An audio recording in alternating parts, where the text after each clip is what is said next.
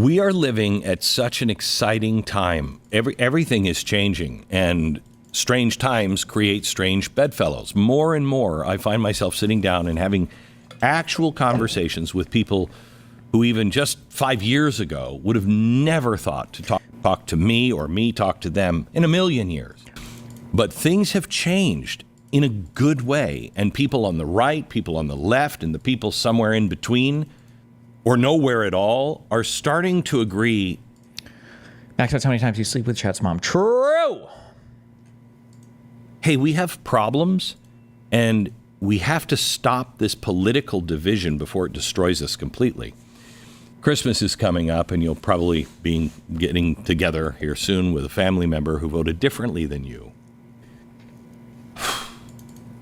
Can you bring that back together? That old friend that you had? Can they believe that you're not a fascist or a communist? How do we maintain the vision of e pluribus unum? How can we come back together? I think we can. To test my theory, I am joined today by... Oh my God, I'm going to kill myself. Please don't make me do this. Please don't make me. Somebody links me something in DMs and like, you could expand your perspective on healthcare. So of course it's an Instagram story. And I'm just looking at the title of this Instagram story. Oh my God. Why are so many doctors being forced to take out payday loans to meet ends meet?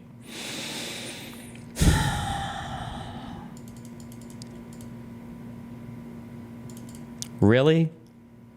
Really?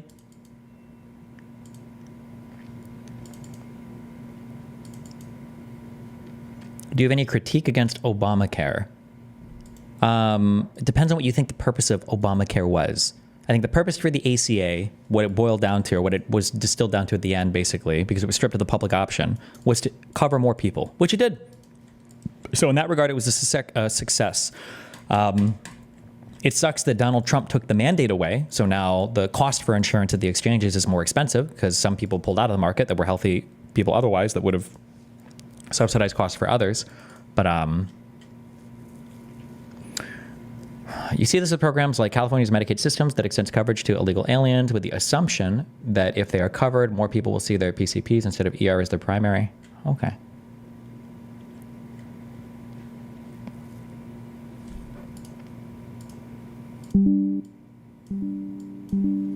Weeks ago, producer Alec Opperman reached out to me with a surprising fact. Doctors are taking out payday loans. That kind of blew my mind. Doctors, as far as I know, make a ton of money. What do you mean he did it for the money? He's a doctor. He's already rich. So Alec did some digging, and he uncovered this new, brazen strategy in healthcare. It's responsible not only for those scummy loans, but also denying patients, like you and the people you love, the vital care that they need. And it goes far beyond just our all... Just to be clear, care will always be rationed. Just so you know, medical care is a scarce resource, and there will always be some kind of rationing. Anybody that tells you different is a liar, okay? Just to be clear on that, all right?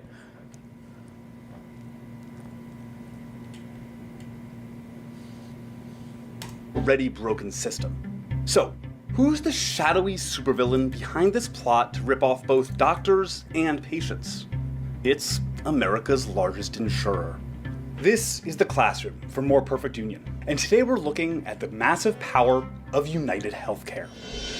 Before we get into UnitedHealthcare's new strategy to shortchange doctors and patients alike, we need to talk about how they became America's largest insurer. United was founded in Minneapolis in 1977 and pioneered a new kind of insurance, treating people within closed networks of providers, health maintenance organizations, or HMOs.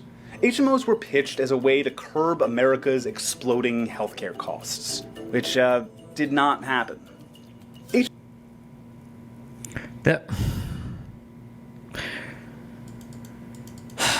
Remember what I said, like, if somebody is trying to reduce a cost, I just don't want to talk about this. I don't want to talk about this. If you have a trajectory like this and you do a plan and this happens, people will view it as a failure. If your goal was to reduce costs and you implement a solution here, people will say that you failed. But that's not true if your trajectory was here. So if somebody says you implemented something to reduce cost, and somebody's like, but cost still went up. Okay, but the cost went up less quickly than it would have otherwise, right? But whatever, okay.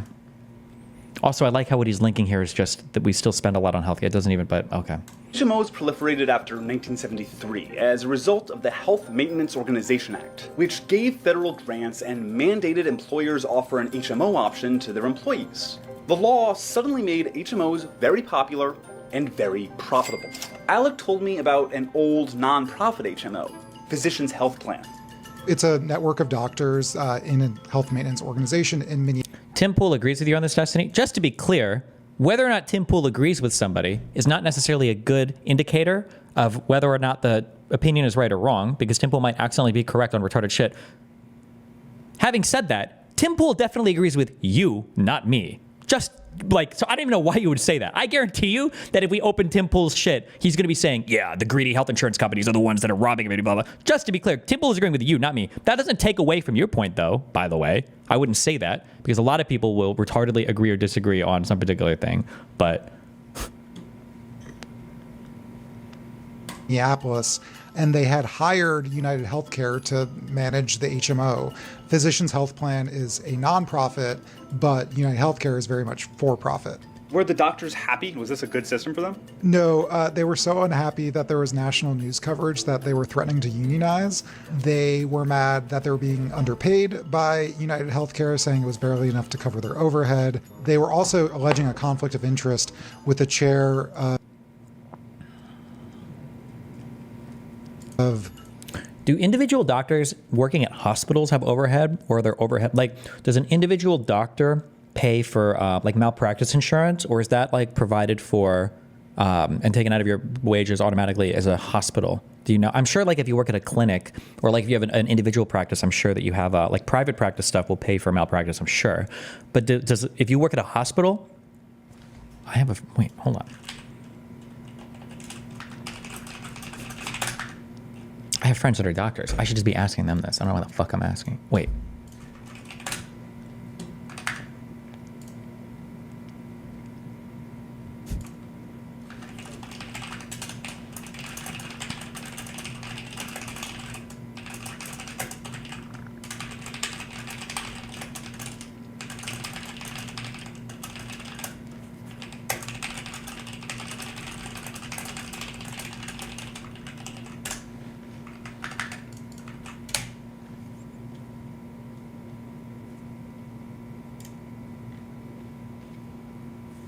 the nonprofit Physicians Health Plan, who was Richard Burke. I think most people see insurance/big pharma CEOs as different variations of Martin Shkreli. I'm guessing you disagree that most of these CEOs are Martin Shkreli's levels of unethical or evil. Don't even get me. Martin Shkreli was unethical and evil because of the stupid fucking shit that he did with looting some of his companies to pay off people that he ran on an unprofitable hedge fund. I don't know if the decisions that he made related to healthcare stuff were necessarily unethical or illegal, assuming he was operating within the bounds of the law, but... And who ran the for-profit UnitedHealthcare? Also Richard Burke. So this man who was running a nonprofit had hired his for-profit company to manage this nonprofit tax-exempt organization. When you first mentioned Richard Burke to me, I tried looking him up online, and there's really not that much. I tried a video search, and I only found this one video. The whiteboard video? The whiteboard video. This guy with a whiteboard that's literally about how it's so hard to find information about this guy online. He's only mentioned once in United Health Group's own history. He's been thoroughly involved since the beginning, and he's thoroughly involved now. I know you laugh it off, but most doctors in America got $250,000 in debt to get an education, work 3 to 7 years in residency making minimum wage if you account for hours worked, and then make a decent salary. The idea that all doctors are financially healthy and doing well isn't accurate. Attendings, sure, but not residents.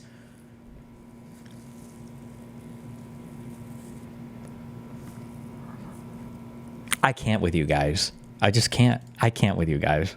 What a hard life it is. Can somebody think of the doctors, please? Can somebody please think of the doctors?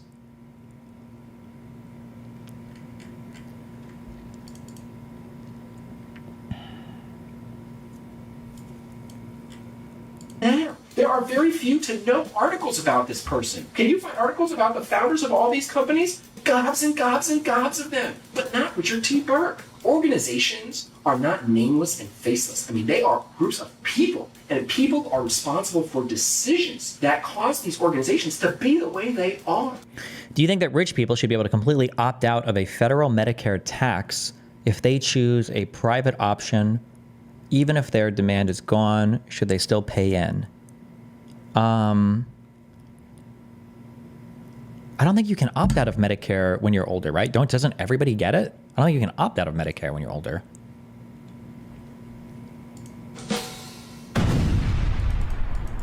Much of United's initial growth was enabled by the HMO Act and the $300 million in grants from the government. Burke and United started snapping up all of these federally subsidized insurers, essentially stealing entire taxpayer-funded organizations.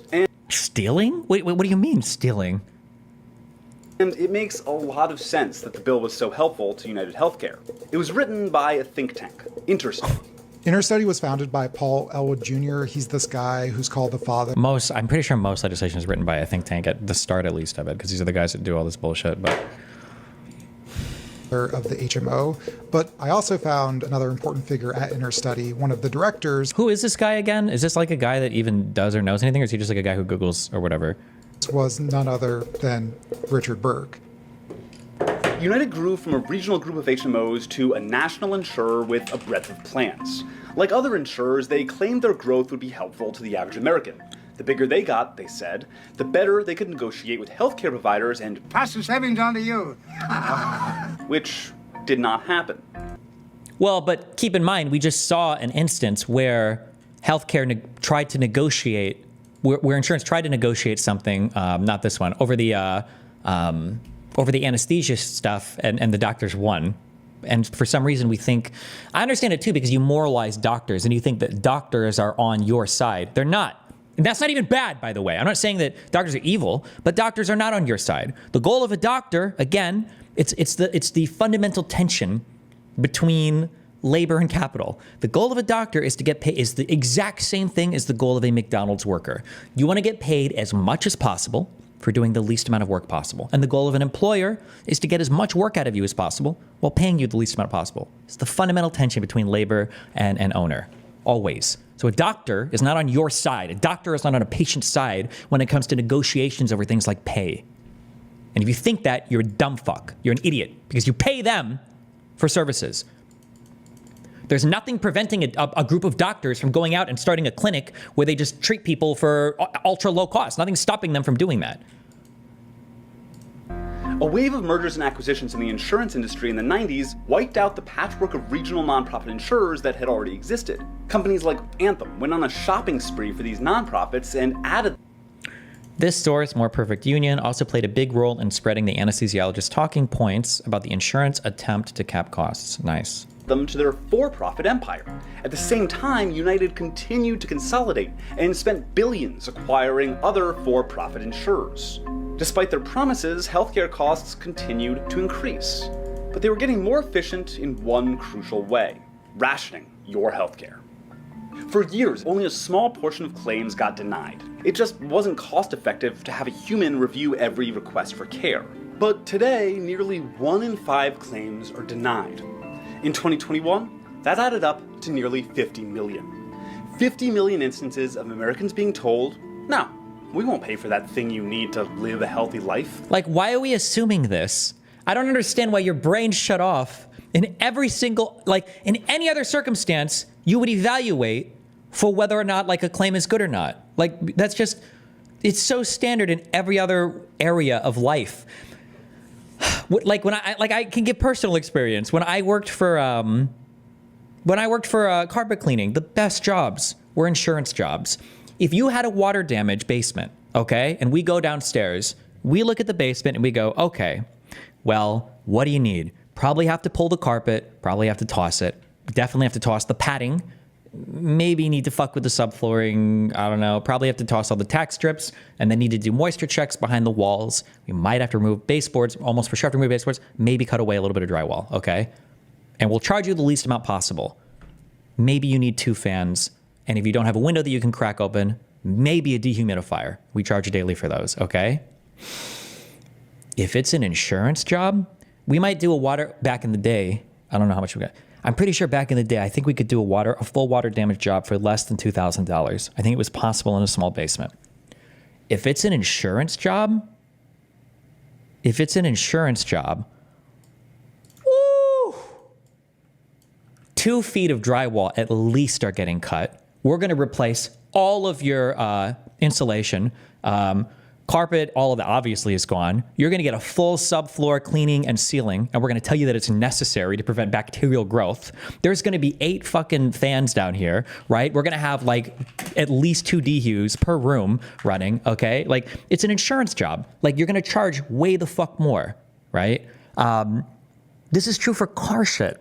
Like, if I would go, because especially being a brokey fuck, if I would take my car to a garage, they're going to ask you, do you have insurance or not? If you don't have insurance, the way that they're going to bill you and the way that they're going to charge you for shit is going to be way different than if it's an insurance job. Those are the only two industries I have firsthand experience with. But like, I'm pretty sure at every single other world, this is how people approach insurance. If it's going to be an insurance job, you're going to bill the max you fucking can for it. And some shit might get denied.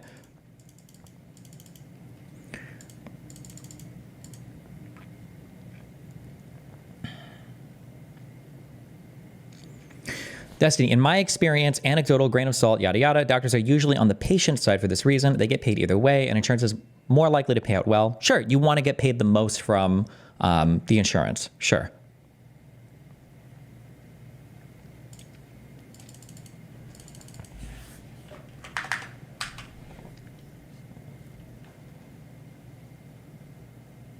My friend owns the garage in town that you go to specifically to get a high quote for insurance with car collision. Think about it. You pay a premium every month. If the insurance company was actually able to pay anesthesiologists less, do you think that they would take the excess profit or reduce costs for patients receiving the anesthesia? I think the framing of that Vox article makes it seem like the patients would have been able to pay less, when it might be more than likely that insurance companies were trying to profit more from the procedures by charging patients the same amount and paying doctors less. Well, the idea would be, especially due to the ACA, you have to keep administrative and healthcare costs within a 20/80 rule, that if you're compensating doctors less, then necessarily premiums would be less. If you have to pay the doctors more, well, then you can charge more on premiums because it has to be within that ratio at the most. So to UnitedHealth and other insurers for health insurance, and they mostly focus on making sure that they won't have to foot the bill. You can appeal denials, but insurers do everything in their power to make that super difficult. Only 1 in 500 cases are appealed. There are 500 sheets in a ream of paper, and those fail 59% of the time, leaving this little sliver of paper as the lucky ones that got through compared to all of this.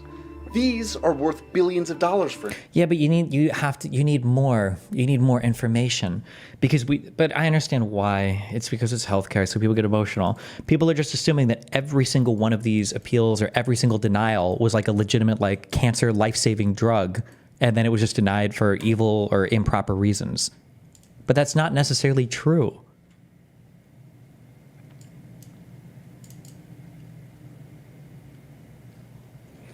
This is hardcore cognitive dissonance cope, says the 50th YouTube chatter who's linked nothing and given nothing to contradict anything I'm saying, by the way. If health insurance is so good, then why the hell does Destiny refuse to use it? Because I'm not a consumer of healthcare. I don't need to. So when you get rid of the mandate, people like me don't buy it. And then it fucks over people that do need it. I don't know what's so hard to understand about that. Insurers. So what the hell is going on here? Let me explain. As these companies grew and got some of that sweet, sweet economy of scale, having entire departments of people to look at claims and deny them became way cheaper. I found an older newspaper article where a real person's job title was simply denial nurse. Denial nurse. Denial nurse. It isn't just nurses poring over claims looking for excuses to deny them. Tech plays a role too. Dr. Alan Mooney, an executive at United, pioneered a system that allowed for bulk claim denials at rapid speed. United's aggressive denial or underpayment of claims has made them the target of tons of lawsuits. They're losing a bunch of... I guess a denial is, how do we find out which denials are bad versus okay? I mean, like, ideally, you'd have a watchdog group where you'd have somebody that would come in and say, okay, well, you denied 1 million claims. We're going to grab 1,000 of these out of this stack, and we're going to go through and see how many of these denials we felt were legitimate versus illegitimate. And there's going to be some error rate that you would accept. I don't know what that error rate would be, 1 to 5% or something.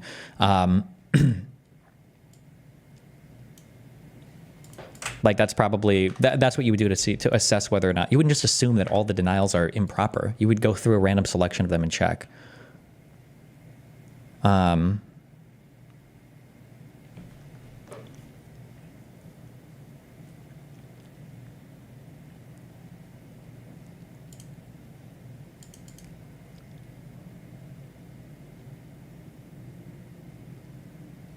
Surely somebody has done that.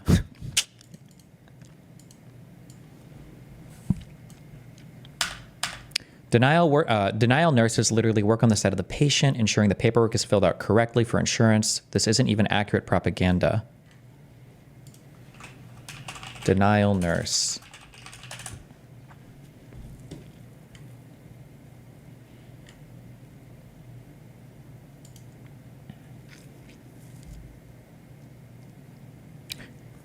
As a denial nurse, you will play a crucial role in the healthcare revenue cycle management process by reviewing and appealing denied insurance claims. If you have a strong background in nursing and a passion for ensuring fair reimbursement for healthcare services, we would love to hear. Nice, okay. Cases, they were sued by 2 healthcare groups, Team Healthcare and Envision. The things that they were alleging in these suits that they won was gross underpayment and mass denial of claims, right? So in the case of Envision, they were rejecting nearly half of all the doctor's claims for medical care. Huge hospitals have very expensive, well-staffed billing departments to chase down insurers for money, but most small practices don't have that luxury. But denying claims is just the start of United's plan. Hold on, I'm so curious. Does a doctor at a private practice tend to make more, or a doctor in a hospital? Doctor compensation, private practice versus hospital. Private practices continue to offer the highest salaries, with physicians witnessing an 8.4% median salary increase. In contrast, hospitals present a mixed picture. So then what? So I like how they're presenting like private practices, like the poor little guys here who are like, what is this? You're right. I work in a claims department at employment department, and we approve/deny claimants based on their earnings in a year/employer separation. We use law and rule. We don't approve/deny for personal/evil reasons. Destiny, I could be wrong, but why should certain things not be covered under insurance? I don't know, and I'm not sure. I don't know enough about the ins and outs of the healthcare system now, but I can imagine that like either your insurance doesn't cover it. So like maybe you choose a high deductible plan that doesn't cover like physical therapy, and you go you have an emergency, you go to the hospital, and then they recommend 6 weeks of physical therapy afterwards, and the doctors try to submit it to your insurance, and the insurance doesn't cover it, right? That might be a time where you get denied because you just don't have that coverage. Maybe there's a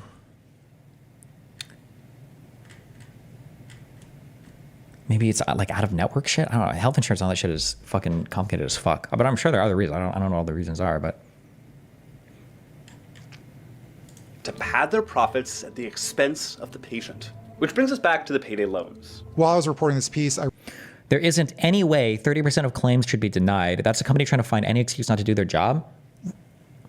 First of all, how do you even know what percentage of claims are even denied? Did they say in here?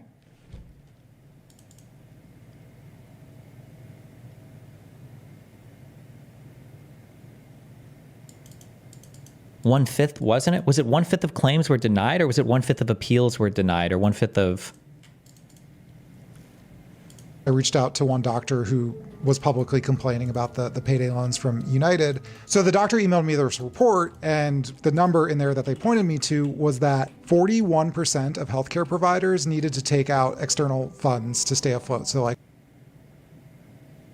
Wait, I hate these dog shit videos that I can't rewind on. Is there like a YouTube video equivalent of this? Most common I don't know what this is even from, so I'll take this as the most common reasons medical claims are denied. Prior authorization. I don't know what that means. So something was already approved or it was already denied. Doctor was not covered by plan, billing code issues, claim was not submitted before deadline, patient information not accurate, claim had missing or inaccurate information, not enough staff to keep up. Plan changed what drugs were covered. Insurance policies changed. Insurance procedures changed. Medical services not grouped correctly. Medical services not covered. A few weeks Okay, thank you.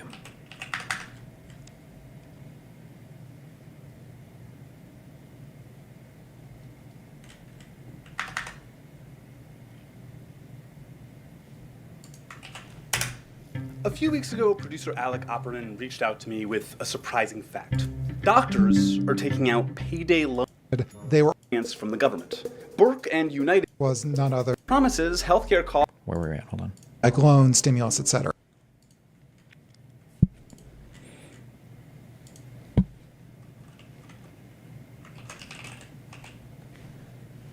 Some drugs require a PA, a prior authorization, depending on a lot of things. Like, for example, a claim could get denied, but a PA could make it pay regardless. So this is a bit not accurate. We send out separate statements to the claimant and employer, allowing both to tell their side of the story, and then the separation case gets sent to an adjudicator to determine claimant's eligibility. Okay.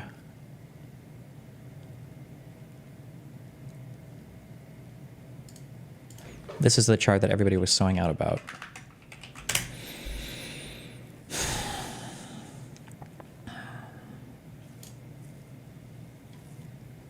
Okay, oh, look at this. Hold on. What is this? So the doctor emailed me this report, and the number in there that they pointed me to was that 41% of healthcare providers needed to take out external funds to stay afloat. So the doctor emailed me, the patient. For what year was this? Which brings us back to the payday loans. While I was reporting this piece, I reached out to one doctor who was publicly complaining about the payday loans from United. So the doctor emailed me this report, and the number in there that they pointed 2022? payday loans from Hold on. United. So the doctor emailed me this report, and the Trends in Healthcare Payments Annual Report 2022. number in there that they pointed me to was 41% of providers relied on external funding to remain open. Does that include PPP loans?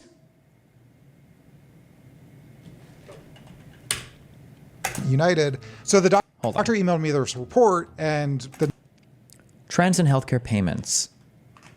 Trends in Healthcare Payments Annual Report 2022.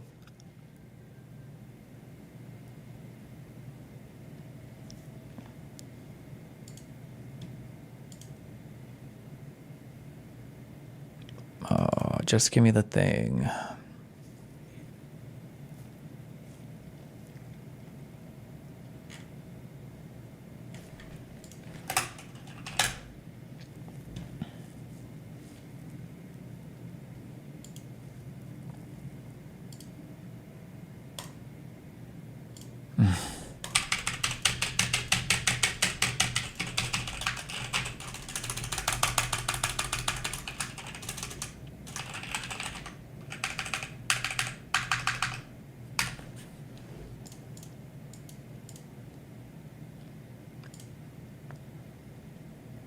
No, give me the 2022 one.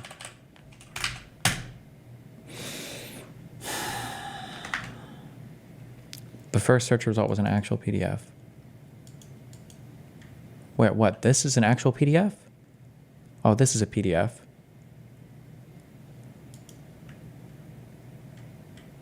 Is this the, this is not.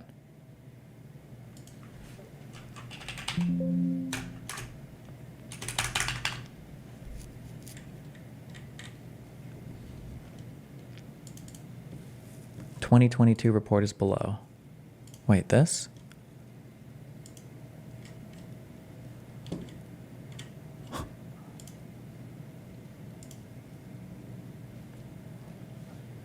Can you admit that the healthcare industry is plagued with greed? Or is it the company's duty to seek profits at every opportunity possible with a potential disregard to people's well-being? Well, considering they're healthcare companies and they're in the business generally providing people with well-being, I would imagine that would generally be where their profit incentive would align. But the goal of any company is to make money. That is the goal of every single company in the United States of America. All of them. Okay, hold on. If you guys are seeing this so obviously on my search result, because I would just link the PDF. Where's the PDF that I'm looking for?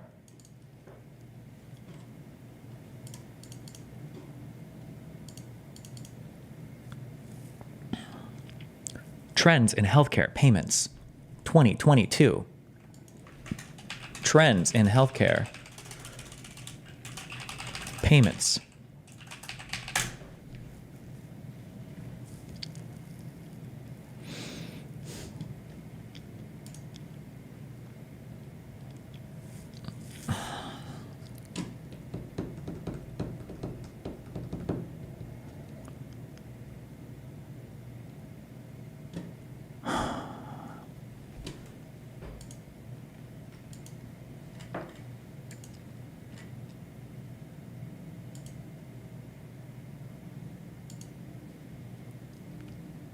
Maybe they link the source at the bottom of the YouTube video. Oh, nope. Well, I would like to read this PDF because I'm curious if that number includes PPP loans. Oh my God, somebody has a web archive version of it. Good job. BQQ69. What a fucking based chatter. Good for you. Okay, trends in healthcare payments. 13th annual report. The number in there that they pointed me to was that 41% of healthcare providers needed to take out external funds. Okay, page 6. 41% of providers relied on external funding to remain open. Page 6.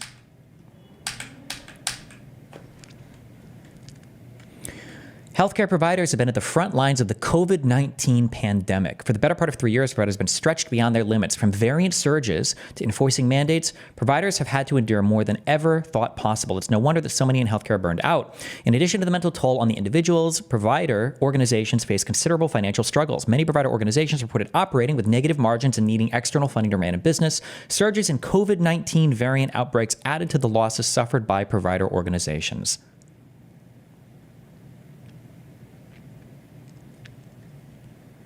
And then the foot. Okay, so this has to do with literally COVID. Remember what I said earlier when I said anybody that's citing you 2020 to 2024, be very careful about like what they're trying to say.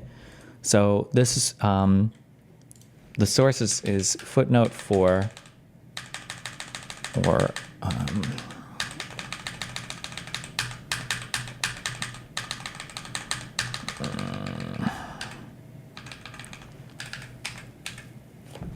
end notes. Really? Hold on.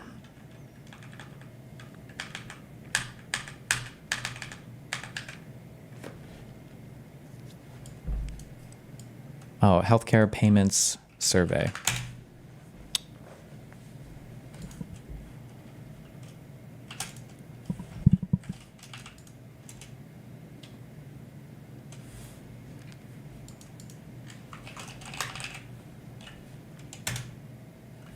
Reference, fuck me. Okay, I'm not gonna find this. Whatever. Okay. But anyway, all right.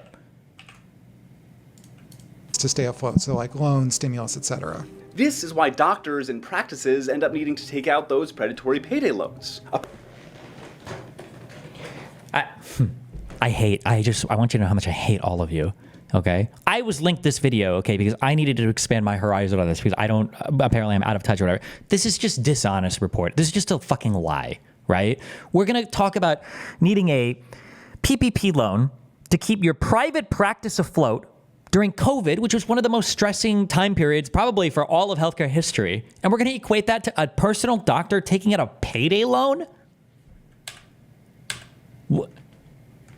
Care providers needed to take out external funds to stay afloat, so like loans, stimulus, etc. This is why doctors and practices end up needing to take out those predatory payday loans. Appealing a denied claim can take months or years, so companies will front providers that money as they hope for insurer payouts. So UnitedHealthcare's constant denial... Was that even the reason why they were taking out those loans? Like, do we even have, like... can be very, very profitable for a payday loan lender, which really works out for United because, of course, they own one. Optum. Optum not only speeds up claim processing to United and other insurers, they offer something called Optum Pay Advance. They must have known that sounds terrible because they've since rebranded that service to the more sterile Capital Loan.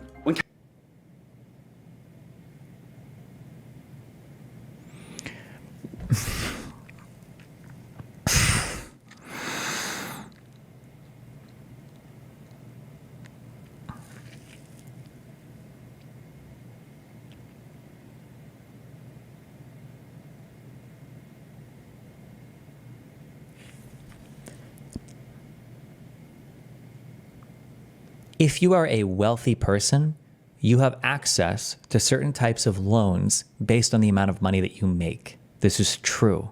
Working capital is the common name for them. PayPal will offer you them. If you have a lot of money flowing through a PayPal account, I've been offered by PayPal, by Wells Fargo, they will offer you these working capital loans. To call this loan a payday loan should get you perma-banned from ever giving commentary ever in your entire life. The rates, the APRs, the APYs that are available on these capital loans can make sense.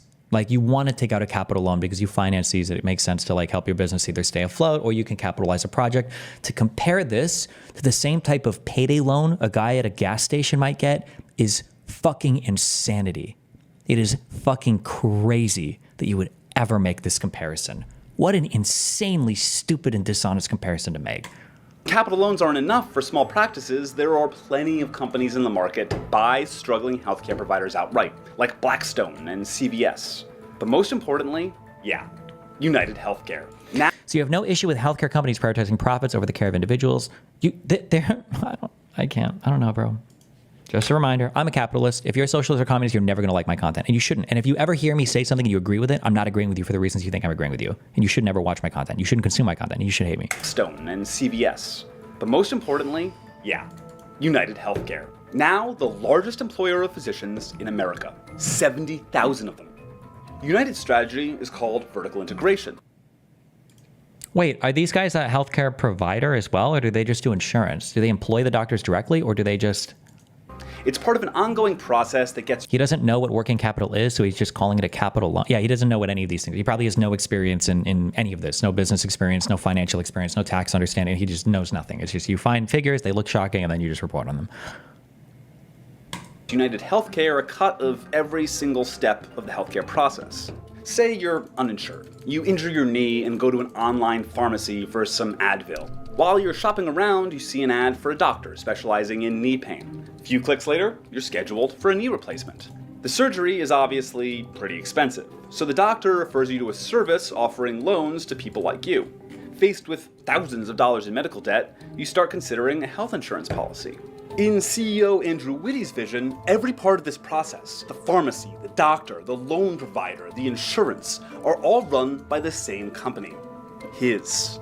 There are very few companies in America that have a relationship with 100 million Americans, and none that have a relationship as intimate as healthcare. Already, UnitedHealthcare members might be told they're required to purchase specific drugs from a hand-selected pharmacy. Welcome to Optum RX. Optum. Sound familiar? Working every day to take care of your pharmacy needs and make sure that you get the most out of your new benefits. While insurers say their big happy healthcare family will save you money, it's more like a personal health dictator. A dictator who has a legal responsibility to make as much money as possible. And they're doing a really good job. In 2010, United He's going to say revenue. worth around $35 billion. Today, it's worth more than $450 billion. When insurers aren't... What about the profit? I'm sorry, wait, what? We're just going by market cap now to see how profitable the company is? What does this have to do with... Today, it's worth more than $450 billion. When insurers aren't using their savings to invest in vertical integration, they're using it to enrich their shareholders. In 2022, for instance, 7 major insurers, including UnitedHealthcare, generated nearly $70 billion in profit and proceeded to spend... What is from how much investment? It's okay. It's all good. ...and $26 billion of that in stock buybacks. In case you didn't know, a stock buyback is when you sacrifice children to Satan himself in the most violent, torturous way possible. Go watch the movie Martyrs for an example of what stock buybacks are. It's a foreign film. And of course, the executives, the characters you've met so far, are winning too. Richard Burke retired from the United board in 2022 with an estimated net worth of $500 million. And while United executives like to speak of firewalls between their business branches to ward off conflicts of interest, they have been busted for using their subsidiaries to manipulate the market. New York's Attorney General charged United Health Group with using a research firm the company itself owns to manipulate reimbursement rates. That firm was called Ingenix, which you might have guessed... So the military-industrial complex doesn't make that much money. Pharma doesn't make that much money. So what makes money for America? You know what we make money in, Fishbalm, funnily enough, is fucking tech.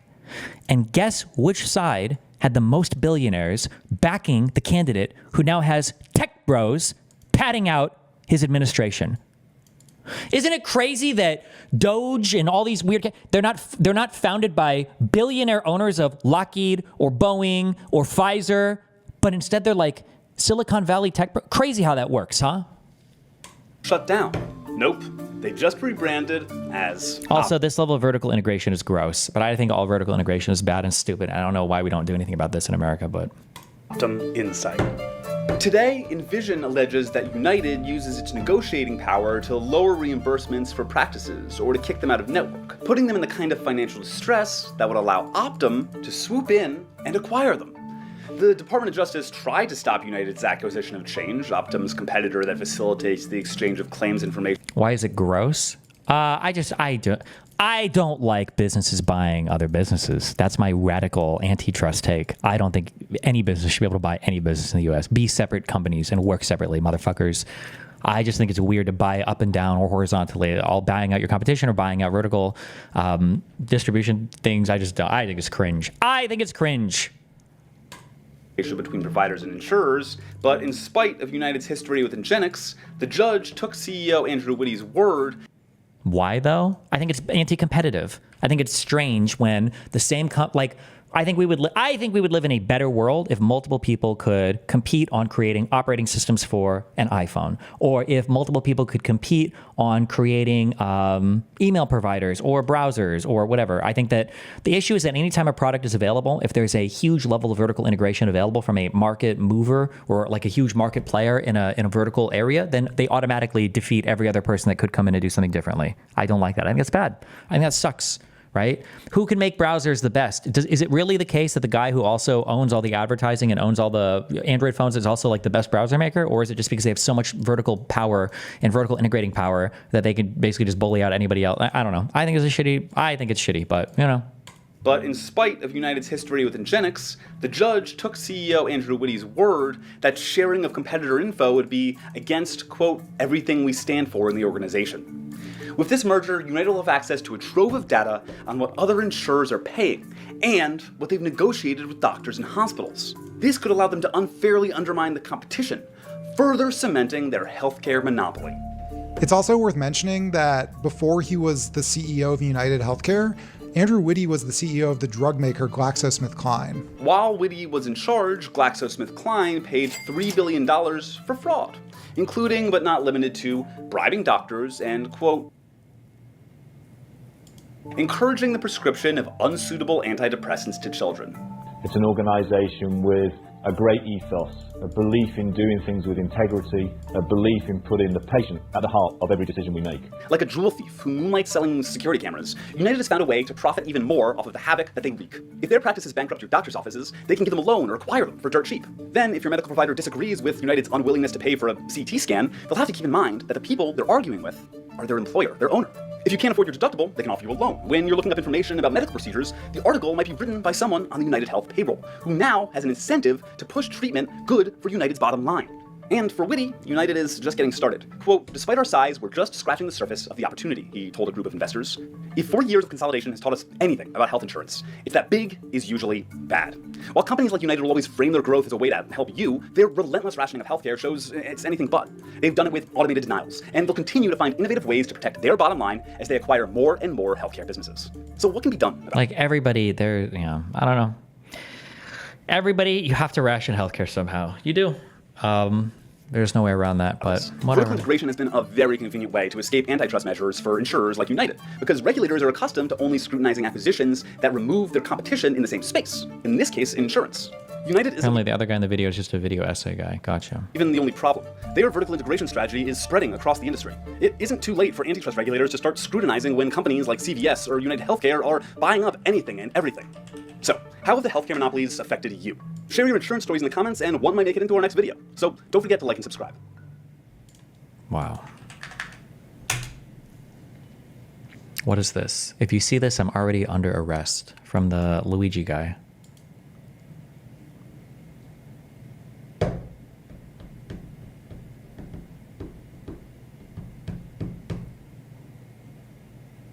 this going to be retarded or?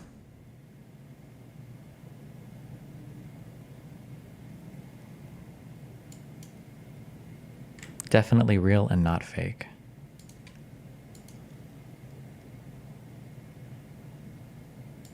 Is there a way to see like when a channel was made? Join January 20th, 2024. Pep Manguil, me, whatever, I don't know. Can you change this? It's a fake account, LOL 2 hours ago. If this is a crypto launch announcement, I'm going to lose my mind.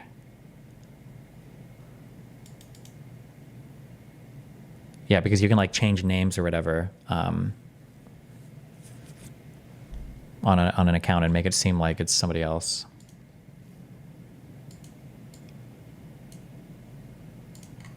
I feel like if this was real, more people on the internet would be talking about it.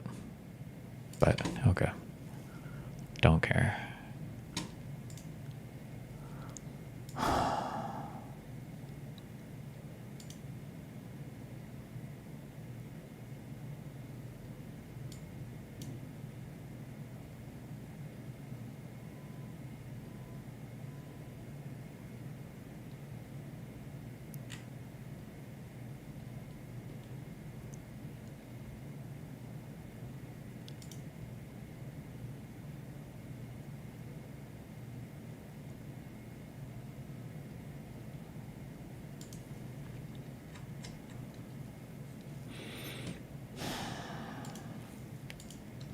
Okay.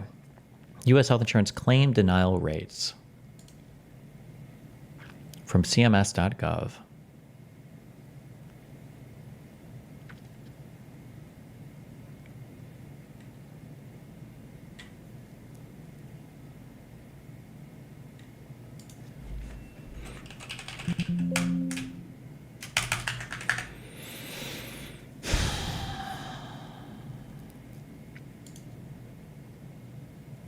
Claim denial. Okay, all data from CMS.gov, transparency and coverage.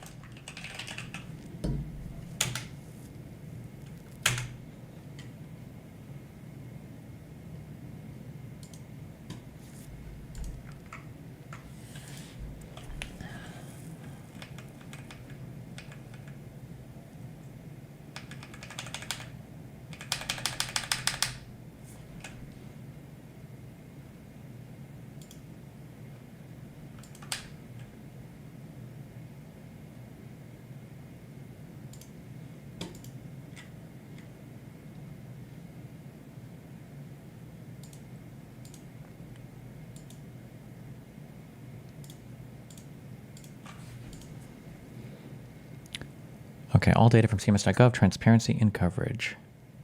Wait, where am I missing something? Transparency and coverage.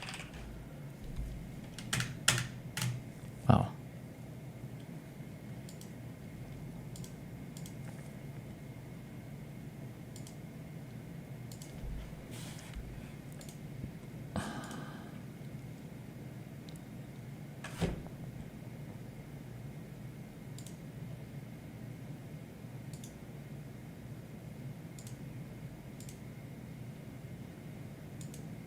I don't know what an XLSX. That sounds like some shit I have to open on Google Drive.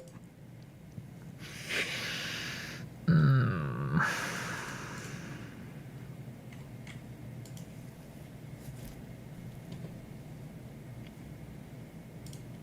spreadsheet. Oh, yeah.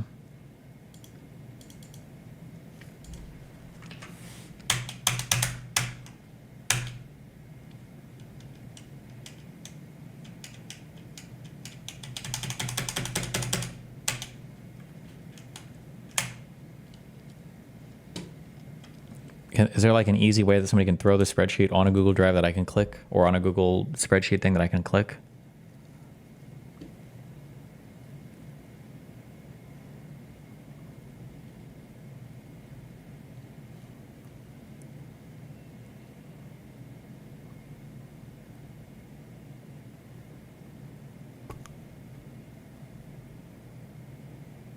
Okay.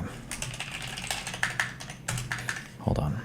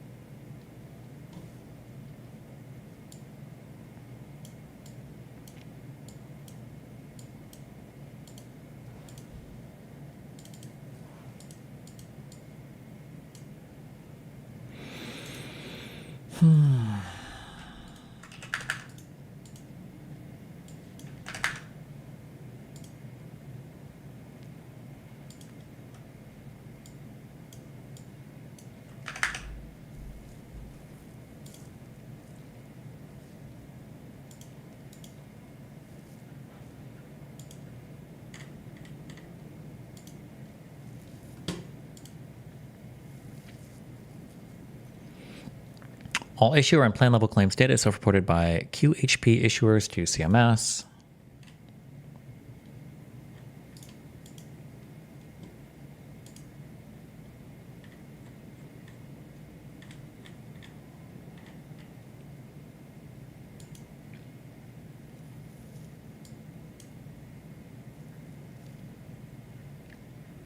This is the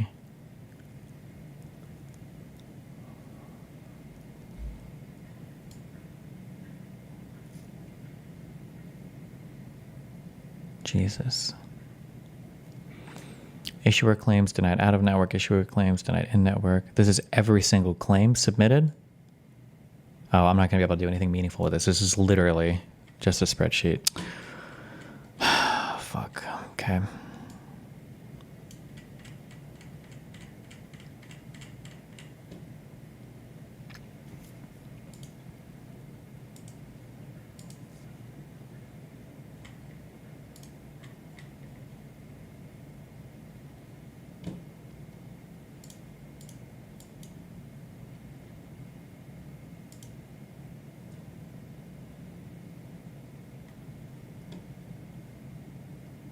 Learn Python and analyze it. Yeah, because the issue is because the question is like, I don't know all the ins and outs between like HMO and PPO and all that bullshit. And the question is like, does UnitedHealthcare cover more of a different type of coverage than like, say, like Kaiser? Like, how is Kaiser's denial rate only 6%? Versus like all these others that are like so much higher? Do these people like specialize in a certain type of insurance? And all that is listed there, but obviously they're only listing the denial rates for in-network things. So I don't know, but they don't account for any of the variables. And I don't know how to, I can't take all that data and turn graphs out of it. So I can't, yeah.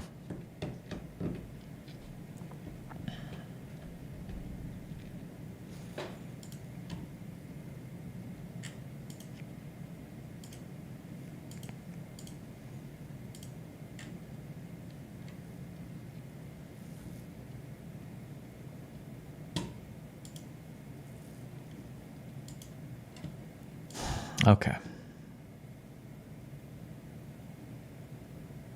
By a prominent political commentator from the left side of the aisle.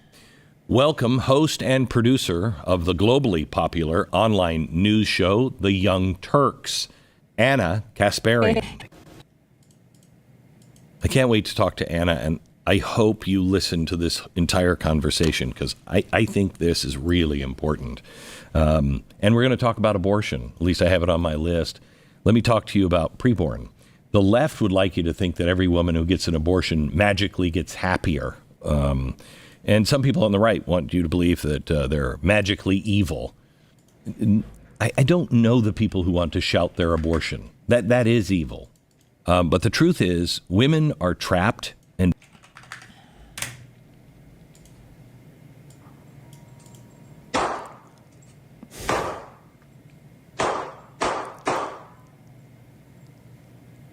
Why?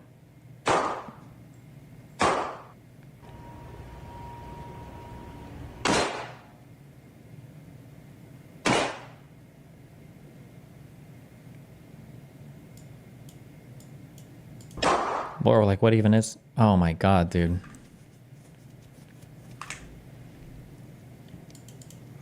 The top comment mentions that Kaiser has an all-in-one model, which helps reduce claim denial, but also I think it's because they're privately traded and they don't have to make more that favor media games like reducing.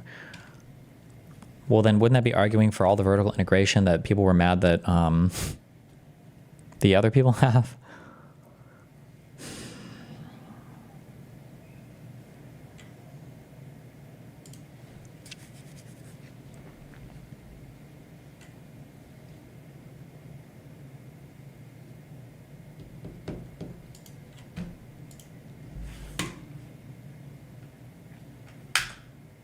Retail chatter. They're an HMO with private network clinics and hospitals.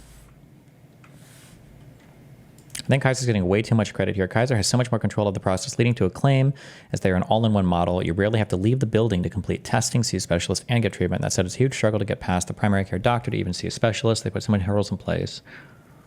Okay.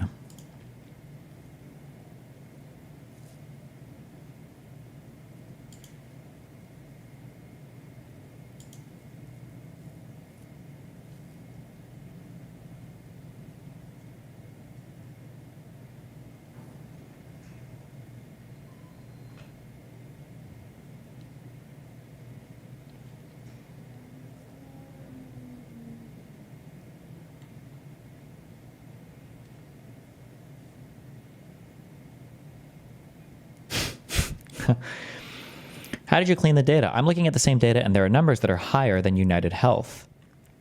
Note that this data actually represents 2022. Direct quote from the source, PUF data always reflects data from the plan year that was 2 years prior. Okay, so this is data from 2022. This is total claims denied / claims received. For example, Select Health in South Carolina had a denial rate of 42.8%, but combining all Select Health brands gives a 19% denial rate. United has the denial rate across all major companies shown. First time a mod has questioned my data collection. Woohoo.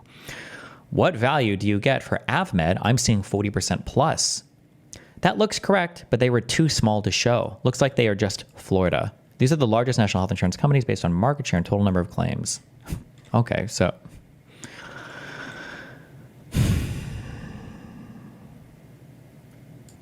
Okay. Babies die.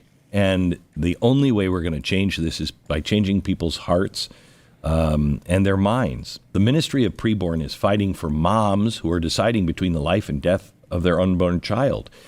First thing they do is they introduce the mom to their child on a free ultrasound. That doubles the chances that mom will choose life. Then they show those babies and mothers God's love by can make death and cover flesh gland. Anna,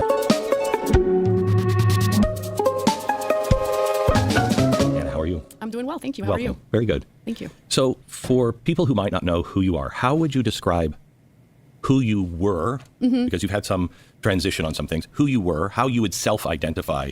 Wait, let me get a drink real quick before I get triggered by a whole new thing. Oh boy.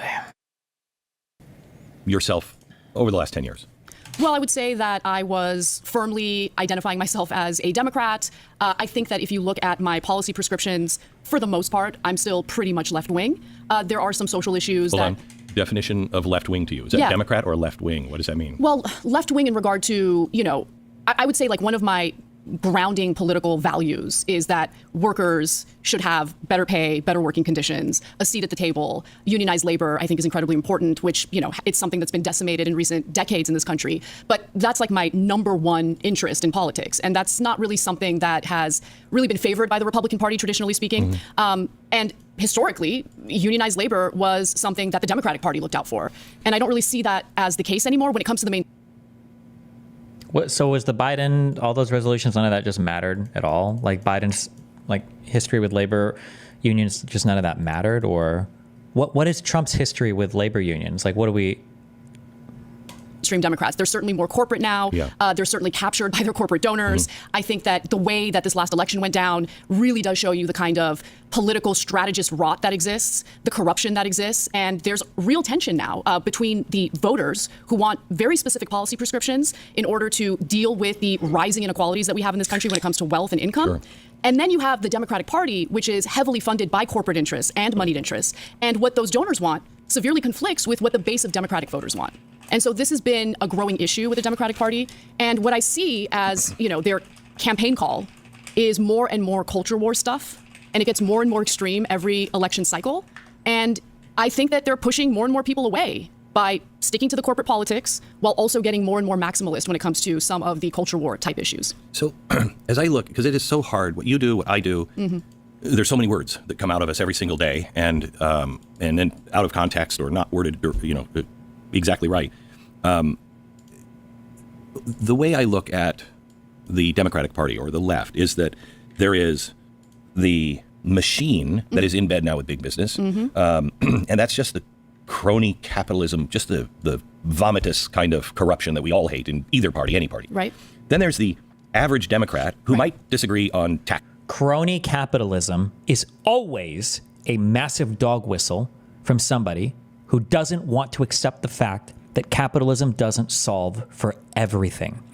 Capitalism allows you to allocate capital efficiently into profit-making ventures with little regard for external damage to society and little regard sometimes for long-term profitability. That's it. Capitalism is not good. It's not bad. It just allocates money efficiently to areas where short to medium-term money can be made. That's it. There are some sectors where this works really well. There are some sectors where this doesn't work. You don't get to call it crony capitalism because you're not happy with some particular outcome. It's just capitalism. The way to stop capitalism from being really bad is with government regulation. Monopolies and all of these things are natural outcomes of capital markets. You want to be a sole controller of a market because you want to make the most money possible. And being a monopoly allows you to do that. That is not crony capital. That's just capitalism. This is why government intervention exists. All hate in either party, any party. Right.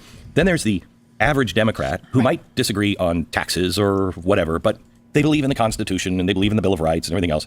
And I think that has been that is the majority of people. Absolutely. And then there's this crazy left-wing Marxist, destroy it all kind of group. And that, I don't even know, maybe 8%, 10% is that.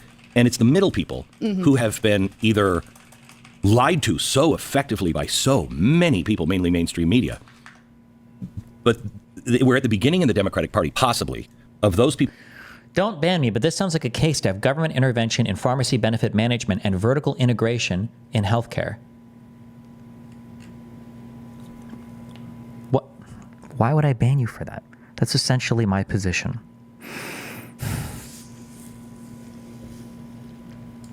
People waking up and going, I don't like either end of the spectrum. Yeah, I take a little bit of issue with the use of Marxist in this context because honestly, I think that there's maybe a total of like 5 actual Marxists in this country. In reality, we're talking about individuals whose politics is mostly based on, some fringe issue or some cultural issue that they have.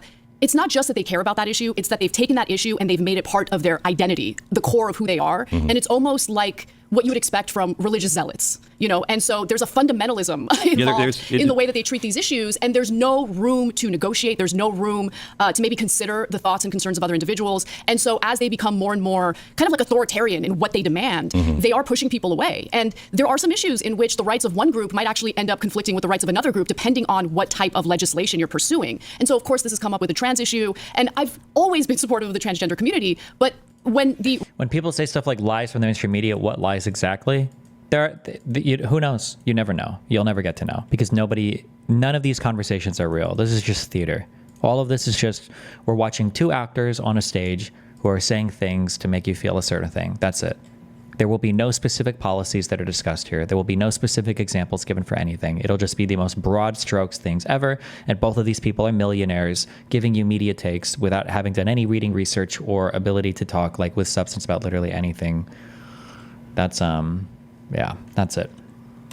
Rights of transgender people, particularly transgender women, start to cause some tension with the rights and freedoms of women or the perceived safety of women. Well, let's have a conversation and avoid assuming the worst of the people who want to have that conversation, right? Because I think that in a country like America, where you have so many different people. What kind of mics are they using? I don't know. I don't know what these are. The hanging mics. I'm guessing to make something like this work, you have to have a really, really quiet studio, right? Although the studio looks huge as well. So many different backgrounds, beliefs, people of faith.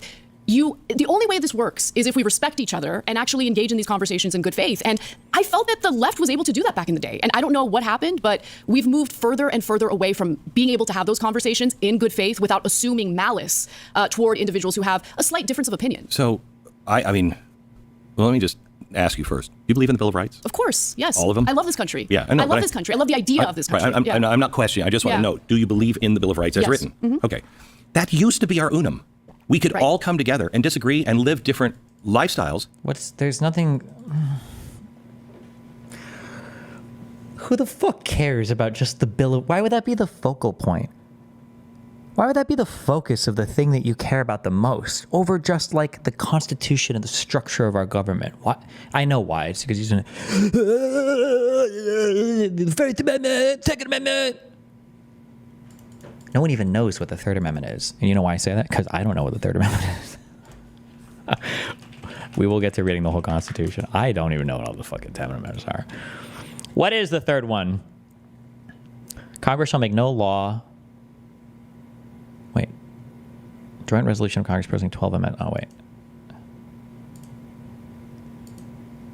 No soldier shall, in time of peace, be quartered in any house without the consent of the owner. Pff, cringe. Okay. As long as I'm not taking away your rights, you're not taking away my rights. I have a right to disagree with you. We can have conversations about anything and walk away and go, see you tomorrow, Bill. You know what I mean? Mm-hmm.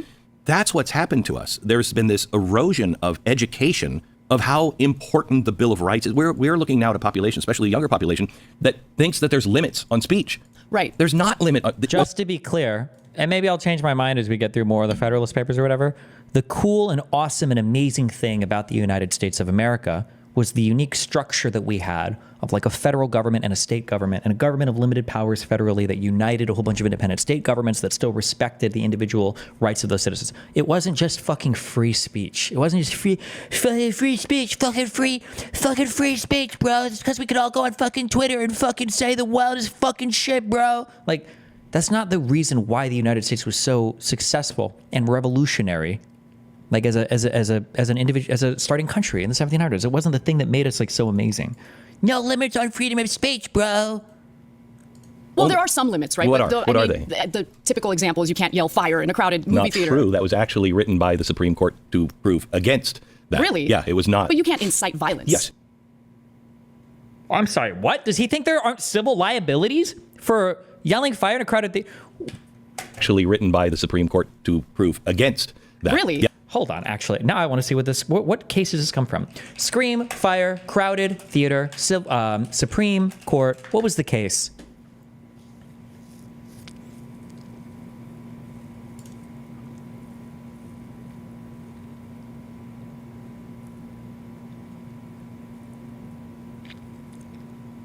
Justice Oliver Wendell Holmes Jr.'s opinion in the United States Supreme Court. Okay, Schenck v. United States. Schenck v. United States.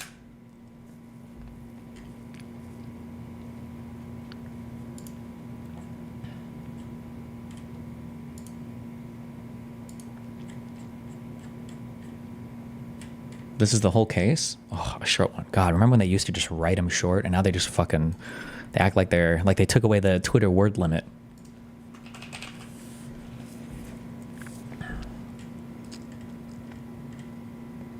Okay, the case is stated in the opinion. Holmes delivered the opinion of the court. Okay, so this is the majority opinion delivered by him. He's writing. Okay, so this is some of the things he's saying. Okay. But it is said, suppose that that was the tendency of the circular. It is okay, wait, let me go one more paragraph back. It described the arguments on the other side as coming from cunning politicians and a mercenary capitalist press, and even silent consent to the conscription law as helping to support an infamous conspiracy.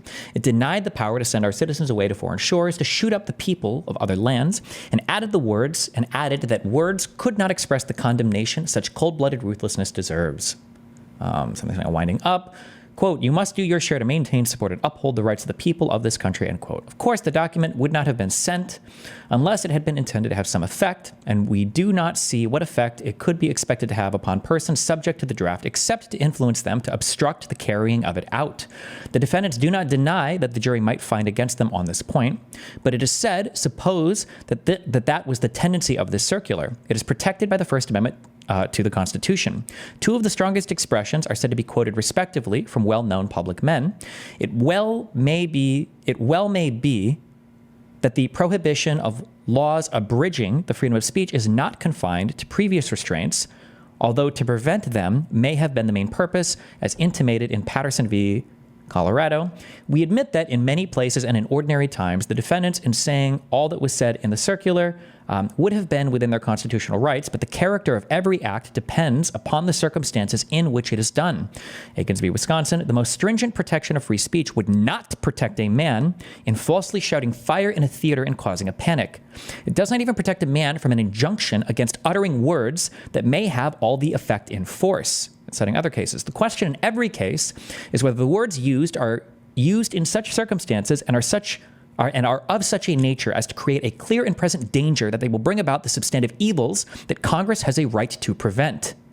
It is okay. What case is Glenn Beck talking about here? What is he?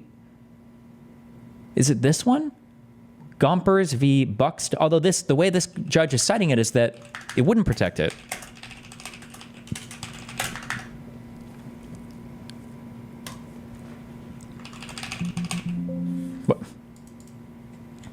Wait, we don't want the syllabus. Keep reading the wiki.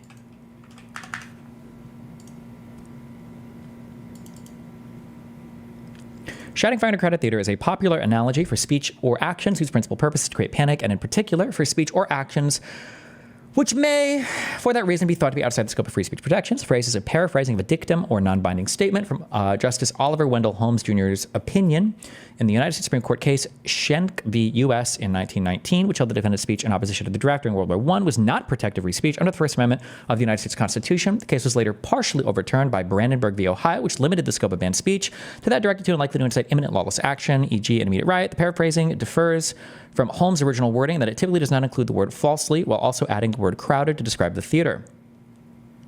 The utterance of fire in and of itself is not generally legal in the United States. Sometimes you could yell fire in a crowded theater without facing punishment. The theater may actually be on fire. Or, yeah, of course. Furthermore, within the doctrine of First Amendment, protected free speech within the United States, yelling fire speech is not itself the legally problematic event, but rather there are scenarios in which intentionally lying about a fire. Okay, so Glenn Beck is just lying. Okay, so he's just lying, but that's okay. This is why we read the underlying material. Okay, so he's just lying. Right. There's not limit. There are some limits, right? What are they? The typical example is you can't yell fire in a crowded movie theater. Not true. That was actually written by the Supreme Court to prove against that. Really? Yeah, it was not. But you can't incite violence. Yes, you that's can't engage in defamation. You can't say things that directly incite violence or panic. Right. And it's very clear when, we're going to go kill him and we're going to kill him now. That's the end of freedom of speech. Right. But without freedom of speech, where we can't say, I'm sorry, I respect this person, I love this person, they can live their life, but if I'm taking them to the hospital, I am telling the doctor that's a man, not a woman. Now, they can call themselves whatever. I could even be totally cool with it, but we have to be able to have a civil, non-hateful conversation about truth. Sick and tired of you squirming around on this. I'm putting you on the spot. Are you a Chicago pizza kind of guy or a New York style? Okay, so Wittgenstein tells us, that when you're evaluating what seem to be difficult questions, oftentimes the difficulty is just in the phrasing itself. Okay, the words are the things that are chosen themselves are what makes it seemingly a complicated question. But if you analyze the language, it's not. So when you say, would I choose between Chicago-style pizza or New York-style pizza, only one of those things is real pizza. So the obvious answer is New York-style pizza. This is a false question. I mean, I agree with you. I could even be totally cool with it, but we have to be able to have a civil, non-hateful conversation about truth. I mean, I agree with you on that. And, the argument, and I think this is a decent argument that you'll hear from those who are more restrictive or wanting more restrictions on speech is, well, we want better terms of service when it comes to, private companies, but free speech only has to do with the government. And if the government isn't violating your free speech, then why are we complaining about, That's not a problem if the government's not in bed with all of the business. Mm-hmm. You know what I mean? Interesting. What do you mean by that? This isn't even interesting. This is what I'm saying. It's not even It's not even talking about. The issue is not whether or not government is in bed with big business. The issue is whether or not businesses essentially dictate your speech in the United States. I don't give a fuck if the government is working with Facebook or Twitter to ban me if I'm getting fucking banned. That's the issue is whether or not the public square is essentially controlled by a few major companies. That's the issue. But it always has, okay. Republicans used to be the big business people. Right, okay? yeah. And I think they still are to a large extent. I think remember we talked about those, the three with Republicans? There's that machinery Republican. They're all in bed still. They're all in bed. That section, I hope, comes to an end, but there'll always be those people. So I agree with you on that. Does it annoy you just how much people just endlessly talk about having a conversation without ever actually saying anything substantial at all? Yeah, this is why I got so irritated about my earlier appearances on shit. I just hated. It was just the whole comment section Something on all of these was literally like left versus right, conservative versus progressive, Democrat versus Republican, theist versus atheist, traditional. This debate truly encapsulated a lot. This is 100 times better than any presidential debate will ever be. This might be the single best debate this year. No yelling, very few interruptions, solid moderator, many topics discussed.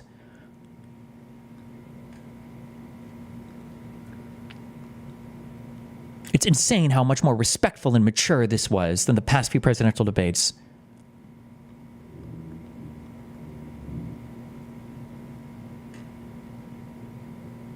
It's really a sign of how messed up things are that the majority of comments are people saying how amazing it is that two adults are talking like adults. Nice to see two people disagree on topics without ending in like, oh, bro, what the fuck? There's not a discussion of anything talked about here. Just it's like people are happy. It's like we're retards that can speak and be like, wow.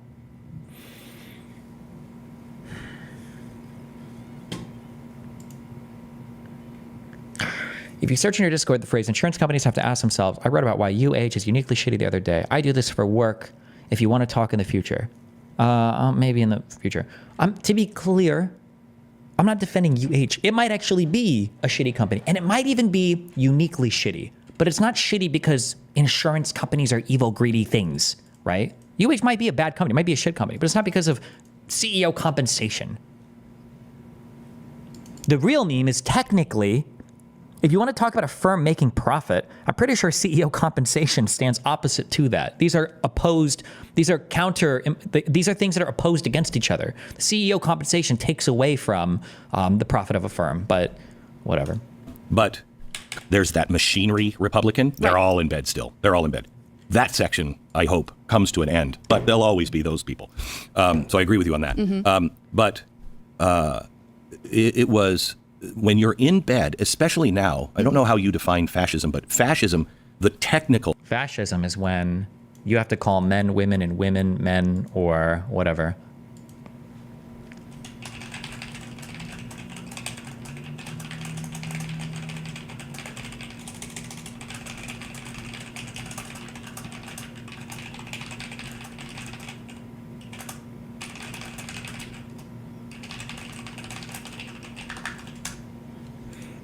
definition of fascism is a public-private partnership with the government and private industry. Communism doesn't let you have private. Fascism is when, okay. But it was when you're in bed, especially now, I don't know how you define fascism, but fascism, the technical definition of fascism, is a public-private partnership with the government and private industry. Communism doesn't let you have private ownership. Fascism says, no, you can have private industry, but you're going to do it our way, and we'll let you have the company. And if you don't want to do it our way, we'll do it. You know what? Actually, technically, he's actually not technically incorrect there, actually. Because I think this was a thing under, in Germany, right? The private companies still existed. They were just basically dictated to by the government. So I think he's technically in like the historical foundations. I think he is actually, but this is one facet of it, of course. And fascism is not when the FBI says, hey, Twitter, we think there might be bots from China on your platform, but we'll destroy you, take it away from you or whatever. We've been headed that way for 100+ years. Both sides have been doing it. Right now, the public-private partnership where the government says, we can't do this, but you can. That's fascism. That's wildly dangerous. And both sides have a propensity to do that because they both like power and both like control and money. But because of social media and Google and everything else, we are in a situation like this, like Google is not fascism. Like where who's controlling whom? Which one is more afraid of the other, the government or Google? Who's afraid of who? You know what I mean? Who has more power? Well, I would say right now it feels as though the corporations have more power. I agree with you. Especially considering the fact that, corporate interests fund politicians on both sides of the political aisle. And so they're completely captured by corporate interests. Correct. And I think that has happened to the detriment of the American people, regardless of whether they vote Democrat or Republican. And so what I see as a bigger problem when it comes to this speech question and how it's impacting private companies is that private companies are increasingly catering to niche audiences or one side of the political spectrum over the other. And unfortunately, and I understand this because I think I was also kind of in that bubble of seeking content or information that only validated what I already believed because it's comfortable. And I totally understand why people do that. I used to do that myself. I didn't do it consciously. It was like a thing that I think I was just doing because it's like, I trust this source because this source is reporting accurately. But it turns out, no, I actually trust that source because that source is telling me what I want to hear. I am so sick of the Hitler wasn't a socialist argument. Read this. Sorry for the length, but I wanted to make sure that we covered it from every angle. Still much more to write. But his, nice typo, should be more than enough.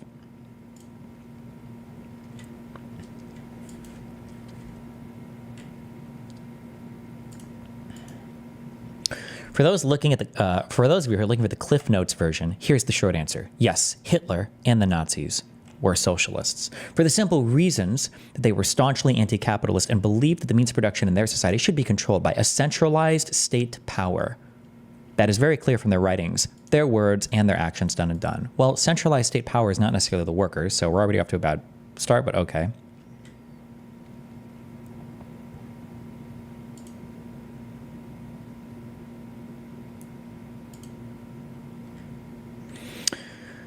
Now, for those of you looking for a more complete and nuanced analysis of the topic, please consider the following thoughts. With a recent article in Vox as case in point, those who believe that Hitler and the Nazis were not socialists would generally put forward some version of the following arguments. Okay, don't care. Also, if you want like the real ultra super scolding, boiling hot takes, the reality is socialism and fascism and republicanism and democracy, all of these terms are actually fluid terms that change over time, and they have different meanings for different people. And there probably is no hard set of rules or regulations that make you one thing or another. Governments are things constructed by people, and they have many variations from one to the next. Correct. And so this is a huge problem because the divisions in the country and the inability, because the divisions in the country and the inability to have conversations with people you disagree with, I think is a product of the bubbles that we live in, right? The media bubbles we live in. And I don't know how to fix that. I mean, one way that I've tried is by providing counter narratives and a different point of view or playing devil's advocate on TYT. Or more importantly, if I've changed my mind, I want to be as honest with my audience as possible. You have to. And living in Los Angeles, living in California, which is completely controlled by the Democratic Party, it has allowed me to see some of the flaws in the policies the Democratic Party is pushing for on a more national scale. And I don't want that to happen if I've experienced some of these policies and they Is it wrong to say that politicians are captured by corporate interests? A big Bernie talking point. Is it because we don't have publicly funded elections? Politicians have to appeal to corporations to fund their campaigns via lobbying, super PACs, and donations. So here's what I think, okay? I think that people really want influence, and money doesn't always buy influence. I don't think money is what determines elections. I think influence and things adjacent to influence determine it. Remember, Trump was outspent by Kamala's campaign. And I think even when you consider all of the super PAC spending and everything as well, and all the PAC spending as well, Kamala outspent Trump, but she still lost. Okay. And the Democratic primary in 2020, there were 2 billionaires. They lost horribly. Money is not outcome determinative for an election. I think it's how much favorable influence you can get. And I don't know how much money can actually buy you. have not worked out so well. But what's interesting is the resistance to any of that critique that you'll see from, not everyone in the audience, not even the majority of the audience, but there's always that very loud minority of people who demand that you only tell them what they want to hear. I know. And validate what they already believe. Or you're a traitor. Or you're a traitor, exactly. Yeah. Or a grifter. I think, one of the things, I love that one. Yeah. I was against Trump in 2016, very vocal about it. I remember. And I was a traitor and a grifter. I was just trying to make my... And then he did some things that I said he'll never do. And I agreed with the policies. And I had said, if I'm wrong, I'll admit it. I did. And I was a grifter and a traitor again. I mean, it's just, there's no way to win. More with Anna here in just a second. First, we're all getting older. And I don't know about they can pay. I've done it. We're a fundraiser. The cool say now, a couple of days. I have hope that there's been a sea change. We're at the very beginning of it. But it's strange. I was just talking to Donald Trump. I was doing a fundraiser at Mar-a-Lago a couple of days ago, and I said, I think we're like the cool kids now. I've never been at the cool kids table. This is wild. I look, I'm going to pause on saying the cool kids. But I will say this. But we've never been even near the cool kids. We're at we're in the hallway of the cool kids table. You know what I mean? I know that, but we've never. I mean, and he said, YMCA. How is YMCA suddenly cool? It's not just about that. Trump is, and the audience hates when I say this, but it's just demonstrably true. He's funny. He's an entertainer. I mean, he was an entertainer. How do you think the unification of the populist will last? Populism always goes through, I think, like predictable ups and downs. When populists become popular and then they're given the reins to control things, what you find out is they're like, oh, actually the problems in society were nowhere near as simple as they thought. They don't get anything fucking done. And then eventually populist fervor collapses because they're like, oh, well, this sucks. And then you go back to whatever bullshit you had before. And the audience hates when I say this, but it's just demonstrably true. He's funny. He's an entertainer. I mean, he was an entertainer before, he was a politician, that's for sure. That's what also caused near the cool kids. like- We're in the hallway of the cool kids table. You know what I mean? I know that, but we've never, and he said, YMCA. How is YMCA suddenly cool? It's not just about that. Trump is, and the audience hates when I say this, but it's just demonstrably true. He's funny. Which audience hates when you say this? Like, literally everybody agrees with this. Who disagrees with this? Like, I don't know why. I don't know why or how people will say things like, "I'm gonna say this take," and I get a lot of hate for this one. I get a lot of hate for this one, and my audience hates it, and people don't want to face the facts. But Biden is old now. I get a lot of pushback from my audience. It's like, wow.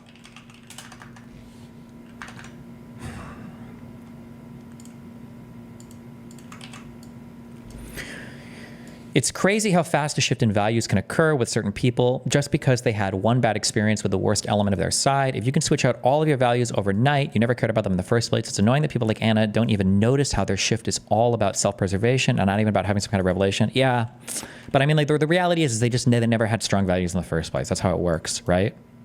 An entertainer. I mean, he was an entertainer before, he was a politician, that's for sure. That's what also causes trouble for him. It does. It certainly does. Yeah. But, I think the reason why you're feeling how you're feeling about the perception of the Republican Party now versus, the Bush era. Hang on a second. I don't want to say Republican Party because that's not cool. That'll never be cool. There's this new coalition of Trump, Tulsi Gabbard, RFK, Elon Musk, people that are coming from all different points of view. It's the way America that I grew up in. It's the way America was. We disagree on a lot, but we have one central vision, and that is, in this case, end this corruption, end this nonsense. Yes. Right? Yeah, no, that's a great way of putting it. And, the CEO and my co-host, Cenk Uygur of the Young Turks, he is really trying to bring like a populist coalition of people together, and individuals, basically Americans who see the rot in our political system thanks to the corruption. And so it's been his top issue ever since I've met him. And so he's been trying to get money out of politics. So these politicians actually represent what the people want, as opposed to what a small group of corporate executives want. And I think that's really the key in fixing what's broken in our political system. The other thing is, look, members of Congress really should see themselves as public servants, as opposed to individuals who are elected into office just to enrich themselves. All of them should be. So we have to ban their ability to trade individual stocks. This is madness that they're able to do this. Just as a heads up, anybody that talks about how we need to worry about the money that people are making as politicians and wants to talk about individual stocks, like stock trades from Congress, before they want to even have a conversation about the multiple billionaires that Trump is outfitting his cabinets with, is a deeply unserious person. These are not serious people with serious political views. These are grifters that are saying things that they know their audience wants to hear because they're nice slogans and they sound good and they just get money by saying them. That's it. What a stupid fucking point. You want to talk about getting money out of politics and you don't want to address the fact that the richest man in the world is now a part of the government? You want to go after, what do you think is the average net worth? Average net worth, Congress. As of 2020, over half the members of Congress were millionaires, and the median net worth of members was approximately $1 million. So if Congress has, is it 538 members between the Senate and the House? The entirety of Congress is worth maybe around $600, $700 million. 535. So the net worth of all of Congress is probably less than $1 billion. I think maybe. Wait, what is Pelosi? There are a couple of outliers that might drive that up a lot. Pelosi's husband does a lot. He's a broker or some bullshit. Maybe they're worth $250 million. Maybe actually. So maybe the collective net worth of Congress might be under $1 billion. Elon Musk made. How much did Elon Musk's net worth increase election? Elon Musk made in appreciation of total wealth $70 billion, 70 times the collective net worth of our entire Congress over the election. That's not how much he's worth. That's how much his worth increased by, right? Like, you want to talk about stock trades? Get the fuck out of here, dude. So we have to ban their ability to trade individual stocks. I mean, this is madness that they're able to do this. Ban the trading of stocks. Do not allow them to go into any business that they had any regulation or anything for at least 10 years. I totally agree. This revolving door is obscene, absolutely obscene. Like going from being a man who sells contracts to the government to being part of the government efficiency, like Elon, like you lose. It's so funny because these people will say like, you've lost all moral high ground because of the pardoning of Hunter Biden. What about, hello? Please clip this. Anna or Glenn Beck. God, I would love a conversation. Please, God. I'm so respectful and nice and kind. I say this kindly because I've been on the other side of the table. And I wish people had given me the benefit of the doubt of being a decent human being and actually meaning what I say, because I do. So I say this believing you're an actual decent human being. Okay. Okay. Jesus. Okay, that median number. Remember, median is your middle set of data, so the mean could be higher or lower depending on what your outliers are. This is saying the total net worth of everyone in Congress is $5 billion as of 2011. So maybe they're collectively all worth $10 billion. I'm not sure. This is going by average and not median. So,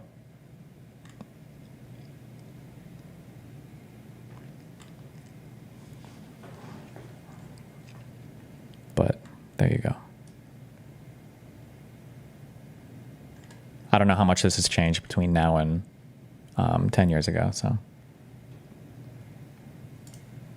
The one thing that I look for in people who say, I've seen the light, is I know when I've changed, and I've changed many big points of view and many big things in my life, but I can tell you what color the carpet was when I had that epiphany. I can tell you the time of day. I can tell you everything about that moment because it was like, holy mother, I'm wrong. And time stopped and you remember it. Right. If you're sincere. I don't think that's necessarily true. I think for some people, change comes slowly, and especially if your career and your life depends on a particular identity, a particular outward identity, you're going to resist internal change. And you're going to resist and resist and resist until you can't resist anymore. That's what I feel happened to me. Okay, so wait. So then what was, I think we might be saying similar things, because it's not, the heavens didn't open up. Right. You all of a sudden go, I can't do this. I can't say this anymore. So was there a time, yes, it happened slowly, but was there a moment that changed you and said, I can't do this anymore. I can't do it anymore. I mean, I would say, well, people called me a birthing person instead of a woman, and then people made fun of me about a homeless guy. So once that happened, I realized that I needed a 180 on my lifetime of political beliefs and come and support your guys' side. The phrase "I can't do it anymore" is for me person. Applies to a handful of policy issues that the Democratic Party has been championing that I don't agree with. So there's no personal, there was no personal event or anything that happened in your life to where you went, I mean, I was sexually assaulted by a homeless guy. Right? Okay. Yeah, I was sexually That was one. Do the birthing person one next. assaulted by a homeless guy in Los Angeles in my neighborhood as I was walking my dog. Oh my gosh. And it was awful. I mean, I've talked about it multiple times. And look, I don't want to put myself in this position of being like this victim who's looking for empathy, but it is the moment where something very scary happened to me. And it wasn't just that had happened to me. It was the reaction I received from a faction of the left, the social justice left, if you want to call it that, who think that, in some cases, the criminals are actually the victims and the victims are the criminals. Like, it's insane. And I don't know how big this faction is, but they're loud enough to push me away completely. And so I don't know how big this faction is. Aren't you a media professional? Don't you think that should be like important? Like maybe like part of your fucking job to know how big those people are?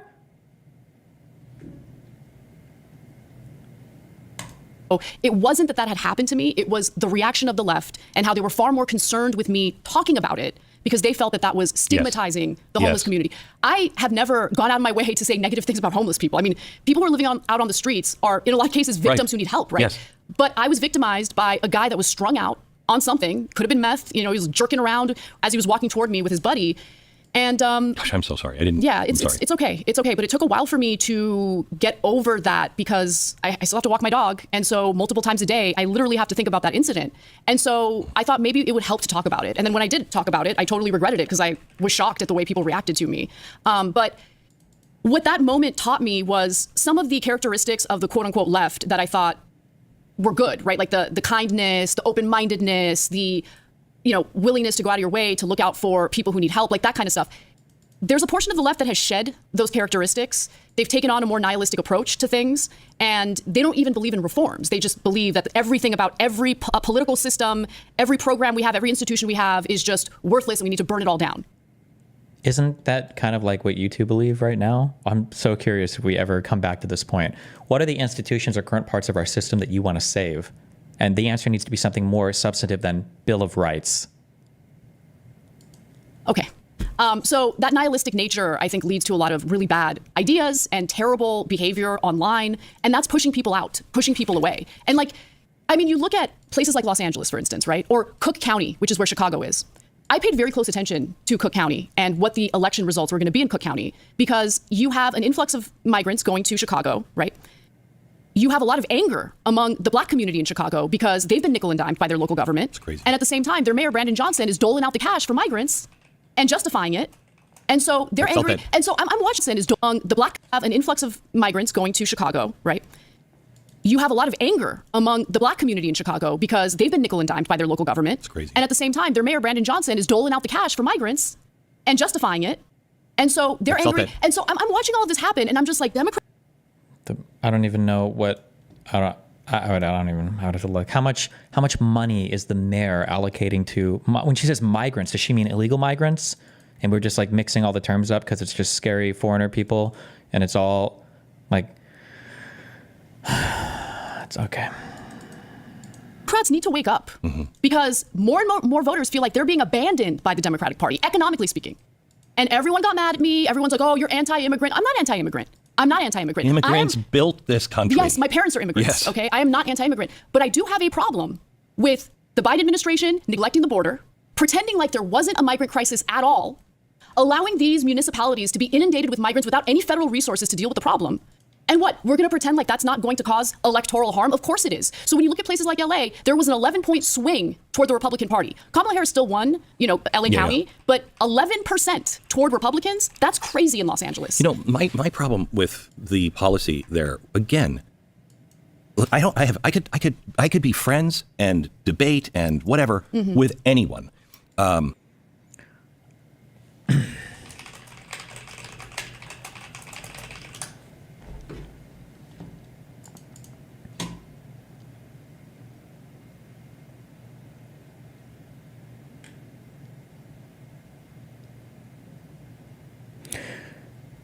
The Coronavirus State and Local Fiscal Recovery Funds Program, this is part of, I believe, authorized by the American Rescue Plan Act, delivers $350 billion to state, territorial, local, and tribal governments across the country to support the response to and recovery from COVID-19. There was so much money under the Biden admin that was given out to local governments, state and city governments. But okay. If it's honest, Thomas Jefferson said, question with boldness even the very existence of God, for if there be a God, he must surely. God, stop quoting these old fucking people that you know nothing about and don't give a fuck about what they think about any of this shit. God, it's so fucking cringe. You would appeal to people that would kill themselves if they saw somebody like Donald Trump winning the fucking White House. It is so fucking cringe. They're honest questioning over blindfolded fear. Honest questioning means if I ask you a question and you present me with an answer and I'm like, I'm open to changing. You know what I mean? We don't have honest questioning. We now have got you questioning. We have cancel you questioning. And beyond that, we have this system that props up lies and a government that is willing to engage in lies. If you wanted to bring people in and open the borders the way you did, and then move people with our tax dollars on airplanes 2 cities where you're changing everything in that city. Can we have that conversation first? And part of the problem was they were saying it's not happening. Well, yes, it is. And you're doing it behind our back in the middle of the night. Well, it's interesting because, and look, I can definitely be honest about my own flaws and my own mistakes because I bought the mainstream media narrative that there wasn't a migrant crisis. Really? And yeah, I did believe it. I believe because, look, I was an idiot because, I mean, who do you trust in today's media landscape, right? There's a lot of liars out there. And when it comes to mainstream media, the fact of the matter is they do play defense more and more for the Democratic Party. And that's an issue because there was a time when that didn't happen. And so I still believed in their good faith reporting, even though it turns out, a lot of these reports would omit really important details about what's really going on. And so it wasn't until Texas Governor Greg Abbott started busing or sending migrants to blue cities where that woke me up. That woke a lot of people up. And suddenly America realizes, oh, there is a migrant crisis. Why did that wake you up? Well, because all of a sudden you're seeing migrants sleeping on the floor in the police department in Chicago because they don't have shelter for these people, right? There were no homeless people in Chicago before they bust them up? Is that the implication? You're seeing, these. I love watching streams of city council meetings because that's how you understand what's really going on in these cities, right? These are real people who live there and they get their opportunity to speak. Chicago's been an amazing thing to watch. Wild. Yeah. I mean, I watch every city council meeting from Chicago because it's incredible. Crazy. Yeah. And for me, rather than relying on mainstream media reporting or anyone's reporting, to be quite honest with you, what I'll do is I'll go out of my way and I'll watch, the entirety of a government function, local government function. I talk to real people and I get a sense of where hearts and minds really are. And so on election night, I wasn't surprised at all. I knew it was coming. I totally knew it was coming. I knew that Cook County was going to swing, I think it's about 8 percentage points toward Republicans. I knew LA County, and this is what I was surprised about. I did not expect Donald Trump to flip 10 counties in California from blue to red. But I guess I shouldn't have been surprised about that either. Because when you look at the conditions that people are living in a Democrat-controlled state, well, yeah, you can understand why people are turning their backs on the Democratic Party. You can understand why people are frustrated at the corruption, at the loss of $24 billion that was allocated to help the homeless when homelessness only exploded during that time, and that money is now unaccounted for. It was funneled to nonprofits whose executives get paid minimum $200,000, $250,000 a year, and they have multiple executives who are making at least that or more. And you just see the waste, and you see the real grift. And so for people out there who are concerned about the grifters, take a good hard look at the systemic grifting that's happening right now. It's disgusting. It is, again, I think, the problem with a public-private partnership. 100%, yes. Stop it. These NGOs, let them raise their own money. Let them, if they're doing good, they will prosper. People will find them. The government just funneling millions of dollars. It's a money laundering. Ukraine, I don't know where you stand in Ukraine, but good God, man, that is a money laundering system, and millions are being affected, and hundreds of thousands are in a meat grinder right now. For what? I mean, look, I think that the UK and the US made a big mistake in discouraging Volodymyr Zelensky from continuing or engaging in peace negotiations early on in that war. Yeah. So that's the strongest opinion I have about what has transpired in Ukraine. My heart goes out to the Ukrainians.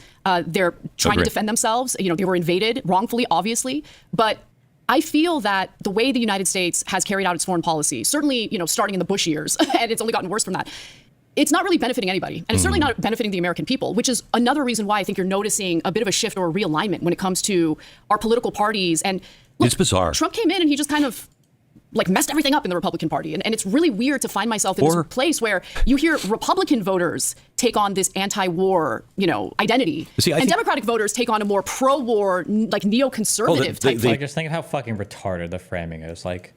Pro-war and anti-war. They shouldn't even call it pro-vax or anti-vax. The vaxxers should just call it are you pro-stabbing? Or are you anti-stabbing? I'm anti-stabbing. I don't like when doctors stab people. What a reductionally fucking stupid way of viewing the world. She has no excuse. Kamala speech at the convention it was like, what? Yeah. Are you Dick Cheney? What is that? Not Dick Cheney, she was honored by his I know. Which disgusted me. But I think there's something to be said that I think with conservatives, the definition of conservative, what I believe is the right definition, is we look at things that are happening. What's working? Save that. Get that part out of here because it's corrupt, it's garbage, it's old think, whatever. And progressive should be, we're more anxious to move forward. Let's go. The two of those things together is what provides the balance, Totally. You need that tension. You need that. Yeah. It's important. It's an eagle. Can't fly with just one wing. But when you look at what has happened to the conservatives, I started changing 2006. I mean, I was all for the war. I was all for Iraq. Yeah, I was all for it because I believed that we could change things I was dumb enough to believe that you can hand people freedom and they want it, or it will just work. It barely works here. You know what I mean? You have to earn it. You have to want it.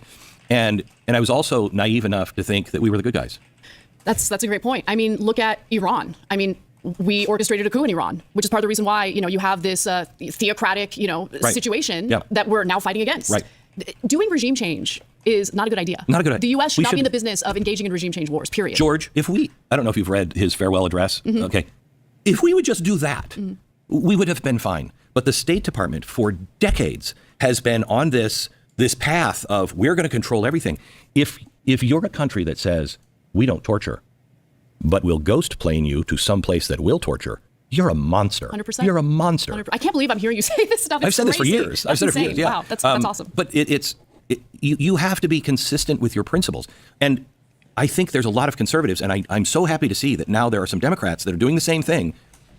Like I was for big food. I was for big pharma. And then I saw it. And I feel like saying to Democrats, guys, you were right. Now, why have you abandoned that? How do you push back on someone who is this deep in the anti-America rhetoric? I mean, like it's like going to watch a movie and you're asking like, how do we make it so like Harry Potter doesn't win in the end? Like you can't. This is a performance where both of these people have agreed to come on and chat, and it's going to be what it is. There is no way to push. Like you're watching these people do this, and these are the only types of movies that they want to make are ones that support their narrative. Position because we would agree we could get so much done. Can I ask you something? I'm genuinely curious what you think about this, because I started to really sour on Biden when, in my opinion, he was pretending to fight for his agenda. And part of his agenda was to allow for our Medicare system to just simply negotiate drug prices with pharmaceutical companies. Believe it or not, and this is the most anti-capitalist thing imaginable, right? Because capitalism, you're supposed to have competition. You're supposed to welcome negotiation. Yes. Our Medicare system, not allowed to negotiate drug prices. So he was pursuing a provision in his Build Back Better plan that would allow for the negotiations to happen. Well, then they whittled it down to 10 pharmaceutical drugs. What can we do? This is the thing. The Democrats like to play good cop, bad cop. So you'll have the majority of the Democratic Party, in the Senate in particular, pretend like they're all on board with Biden's agenda and the idea of having Medicare negotiate drug prices. We have the same problem in the Republican Party, by the way. And then you'll always have the bad cops who are willing to raise their hands and basically torpedo that provision. And that's essentially what happened with Senators Joe Manchin and Kyrsten Sinema. But don't make the mistake of thinking they were the only ones, because sitting on the bleachers waiting were other corporate Democrats who would step in if they needed to prevent the passage of that provision.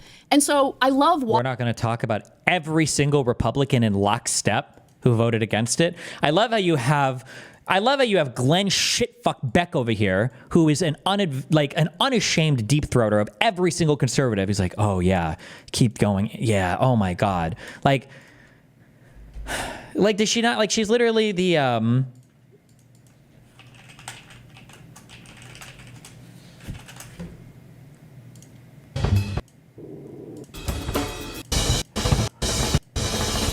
like, this is like every conservative, as like Anna comes on their fucking program, like, yes, oh yeah, Manchin, Cinema, yes, keep giving me the horrible the corporate Dems. I'm sorry, did you say donor class? Yes, give me that, more of that. Yes, more of the donor class. Oh yeah, the billionaires, the corporate Dems. Yes, the Dems are now doing hawkish foreign policy. Absolutely, yes. Oh my, it's the Dems that are. You said pro-war. Now Republicans are anti-war. Give me Ukraine, and the Democrats are supporting Ukraine now, right? And we're not even doing anything about homeless people, and we're getting illegal immigrants that the Dems are taking, and they're destroying healthcare, and they don't want to do anything for the. Like, it's literally, it's like this. Like, just come here and like shit on the fucking Dems for it. It's like like.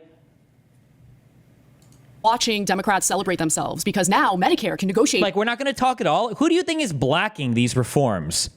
You know that Trump is the one that tried to actually kill all parts of the ACA when he came in. We're just going to pretend that didn't happen?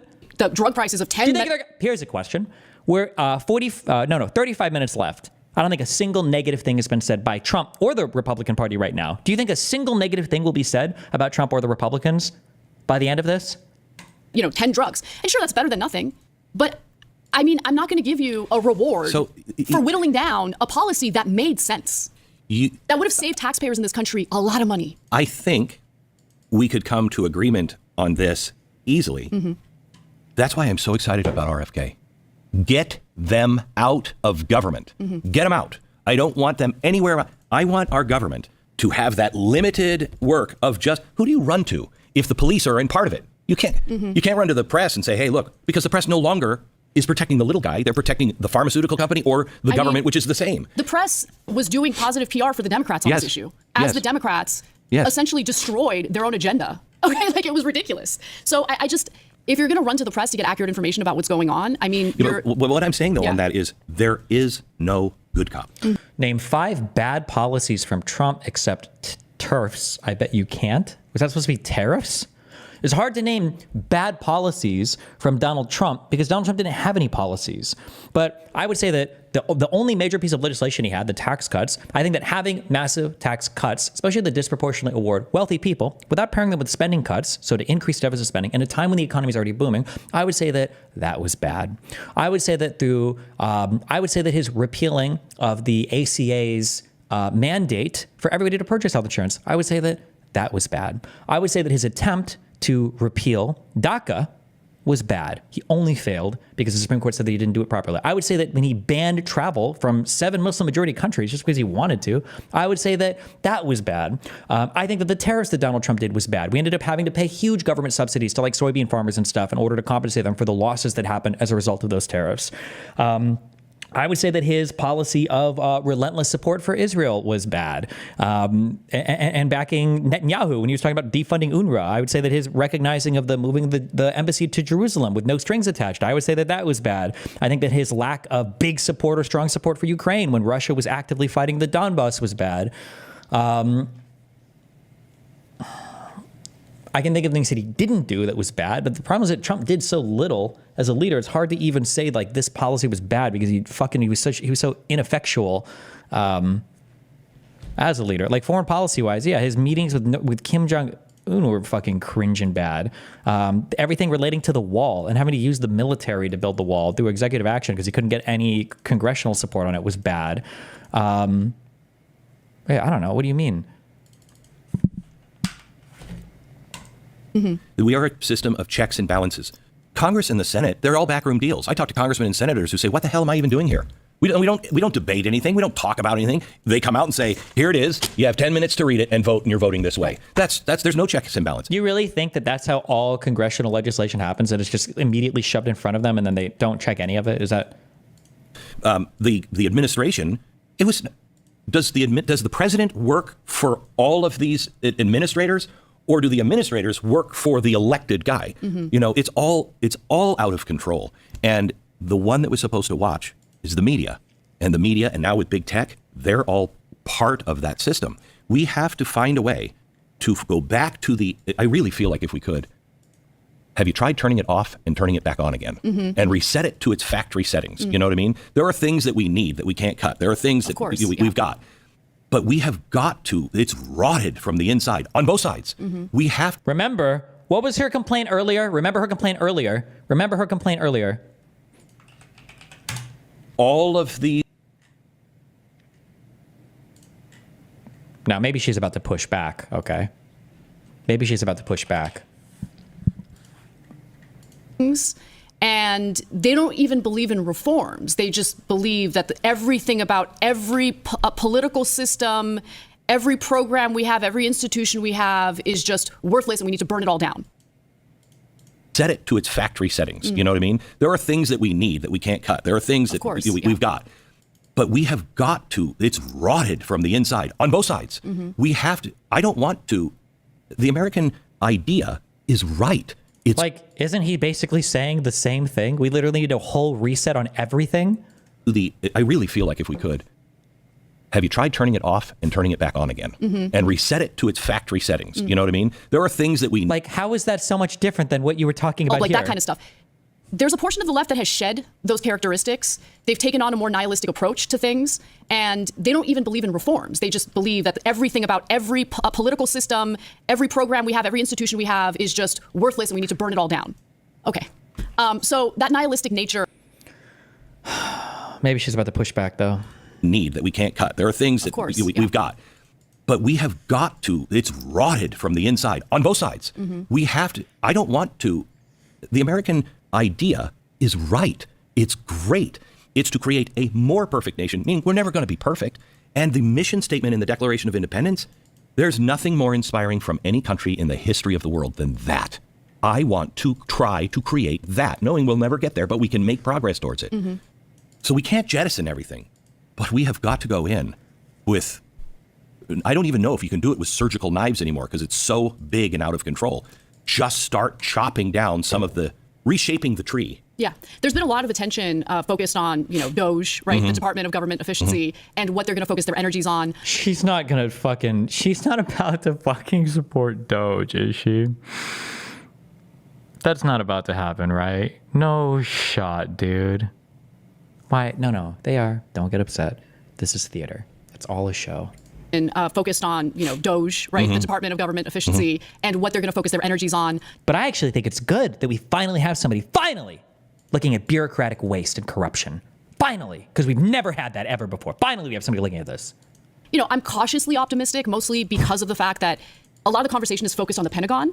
And there's agreement on both sides of the political aisle that there needs to be a serious accounting for all of the resources that are being squandered on the Pentagon. But that also has to happen in things that you're going to like. I mean, I believe. Oh, so DOGE, the company that's headed by Elon Musk, or the thing that's going to be headed by Elon Musk, who makes money selling military contracts to the government, is going to be the one that you want auditing the military spending of the government?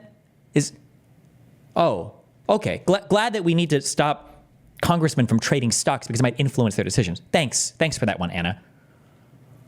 If the Pentagon is completely out of control. Yeah, I mean, they haven't been able to pass a single audit. Yeah, I mean, it's crazy. It's crazy. Yeah. Neither of them even know what that even means because it's a joke. I'm sorry. Don't get mad. This is theater, and we're meant to be entertained. Neither of them know what the auditing thing means. Or maybe they do know and they're just intentionally lying about it, but that's okay. That's fine. It's just a joke. That's okay. It's good. It's a joke. It's a meme. So I completely agree with that, but I believe defense is very important. We could go back and forth. But there's also stuff on the other side. We have squandered trillions of dollars. We don't even, how do we have a government that says, geez, where did we put that $2 trillion? That's not what that was at all, but that's okay. Can you explain what the audit thing is? Basically, I think it was like in the year 2000, I think the government wanted to change how the accounting and auditing procedures were handled by all the different administrative departments in the government. And for the Pentagon, they started to transition over to the system. It wasn't even supposed to begin until 2010. And then I think it's supposed to be done generally by 2028. But it's just it's a system of how they account for things. It's not that the money's actually gone. It's just the way that they run their audits and their processes has to be a certain way. But when they say the Pentagon has failed the last 7 audits, there's only been 7 audits. They've just started this new auditing process and procedure. That's it. There's not this whole black hole of missing money that's totally unaccounted for. It's just a lie. It's just not true.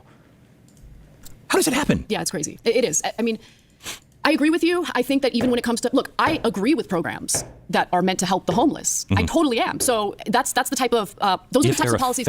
If they're effective, but there's a lot of waste because the way that those policies are being implemented in places like California isn't really meant to help the homeless. It's about funneling taxpayer money to nonprofits. Yes. That's what it's about. And so when we talk about waste, yeah, I'm open-minded about taking a look at these government agencies and really questioning whether these massive bureaucracies make sense, right? Whether the money is well spent on various programs.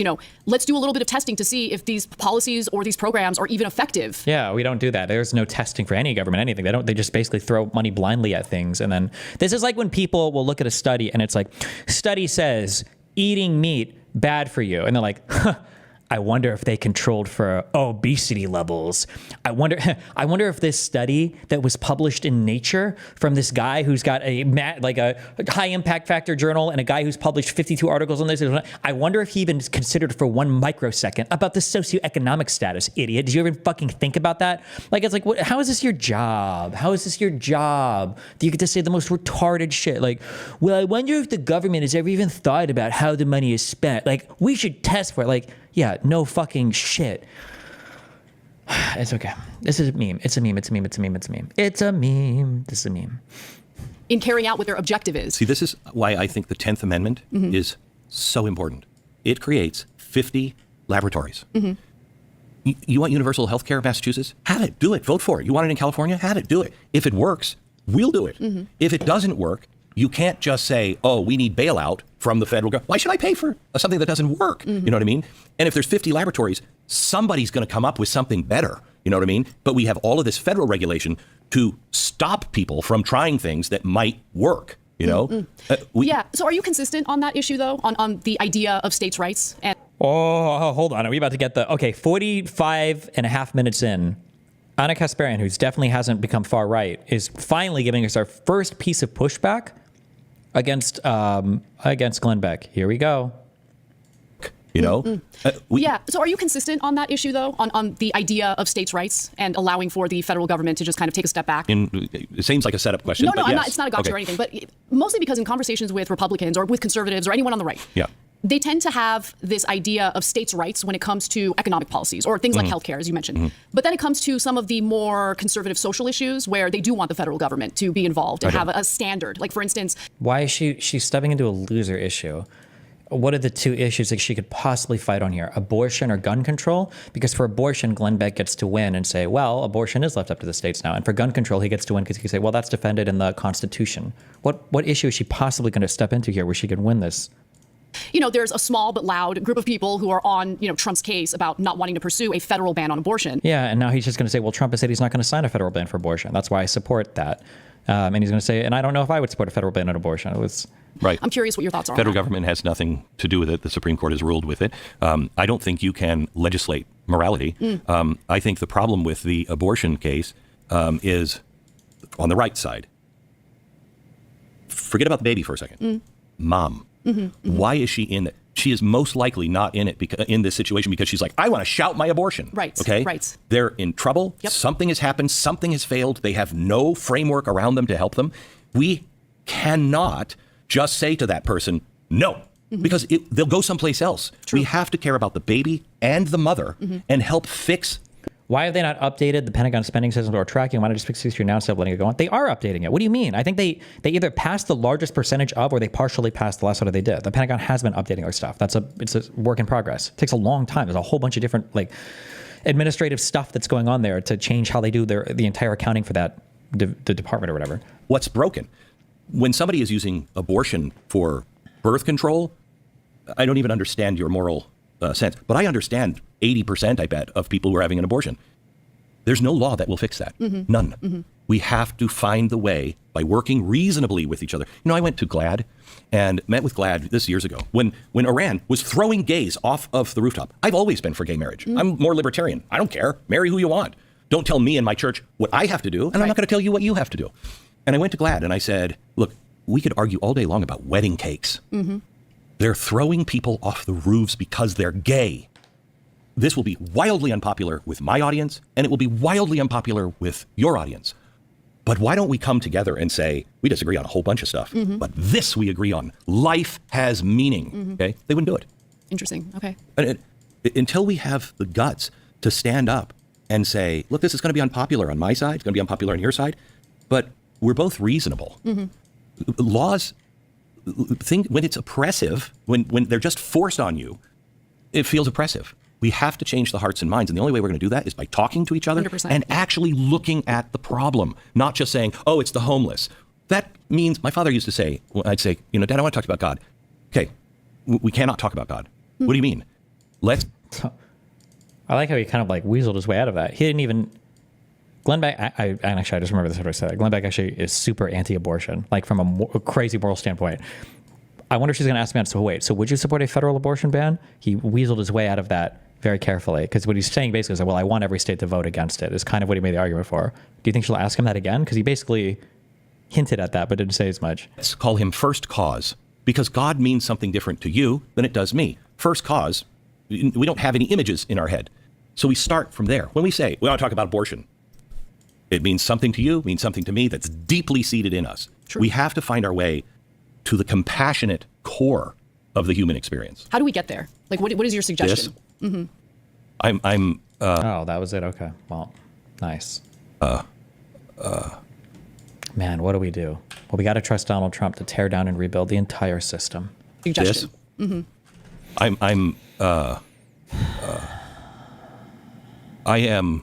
have for so long waited for a fair interview on my side from somebody who doesn't agree with me. I can get fair interviews. I can get bad interviews from people who agree with me. And I don't mind somebody reporting something and me going, well, I don't think that's exactly true, but I can see how you got there. There's no such thing as it's all a setup. All of it is a setup. Yep. And you know it because you're on the other side. And I'm sure people on both sides right now with you. That's why before we started, the only thing I said to you was, you're in a safe zone. I'm not trying to get you. That has to happen. And the only way that happens is back to Jefferson. honest questioning. I really want to know how you got there. When we talk to each other, and I've got an agenda. Oh, you know what? I've got some people coming over for Christmas. I know exactly. I'm going to say this, and they're going to say that, and then I can get them to that. That's not honest. When you say I'm not going to talk to you because I disagree, what I'm actually saying is I'm smarter than you, and you have nothing to teach me. Yeah, and ironically, that's actually the dumbest way to proceed, because one thing that I have noticed is as the left kind of avoids any debate or conversation with individuals they disagree with. And the right doesn't? Excuse me? Who are all of these big right-leaning people that are out here doing debates? What? I'm sorry. Just a meme. It's a joke. That was a joke. Well, their ideas don't really get challenged, right? Your ideas get challenged in a debate, in a good faith debate. I'm not talking about, gross, rolling around the mud type stuff. But, I like when my ideas are challenged because it forces me to consider the flaws or a blind spot that I might have. Yes. And that's so I want to make good arguments. I think the left is so weak right now, so easy to take apart. Yes, you're right about that. I've been thrown up against the wall for the last 20 years saying, you're a racist, you're a bigot. You can only have that said to you if you're a good, decent person. So long before you go, am I? What? Yeah, and how much on the left can you be told, like, oh, you're a communist, you're a Marxist, you hate women, you're trying to destroy the family, you're trying to murder baby, you're trying to, what am I doing that makes me appear that way? What is it? And you self-examine and you either fix or you become stronger. No one's thrown the left up against the wall. I don't think people have any idea how to defend what they think they're for. I mean, it's interesting because I've been forced to realize this when I've been making arguments to my audience, to the left, in regard to, hey, you know what? We've implemented this criminal justice reform policy, and it's actually not working out the way we expected. We need to tweak it here, recalibrate it there, and maybe, this policy could actually work out really well. Let's fix these little gaps that we see. And rather than consider that I'm coming at them in good faith because I want these policies to work, all they do is just call you a grifter. Okay, that's it. So and that's the thing. You can call me whatever you want. Call me a grifter if you want. Yeah. But please try to contend with what I'm saying. Debate me on this. I want to have an actual exchange. If you just think that you're going to call me a grifter and move along and that's good enough, that's not good enough. Okay, that makes you look weak. There are so many times, I've said this for years, please tell me, not that I'm wrong, tell me how I'm wrong. I want to be wrong. Exactly. I Yes. want to be wrong on some of these things. But we don't do that. So let me turn that question back to you. Nobody trusts anything. Right. I mean, I'm a conservative. The FBI is a danger to our society. The Department of Justice, yes, it is. And I used to be, I trust those guys. I don't trust any of it anymore. And it's American and responsible to not trust blindly. Right. You know what I mean? But when you don't have anything and you're not even sure the people you're talking about are grounded in the Constitution, actually do not want a theocracy, do not want a fascist state, do not want a communist state. They do care and are willing to say, man, this kills me to say it, but you have the right to believe that. If you don't have that trust, how do we gain that trust back? Honestly, we can talk about things like transparency, more accountability in the media, stuff like that. But I think a lot of what we're seeing in the country right now stems... I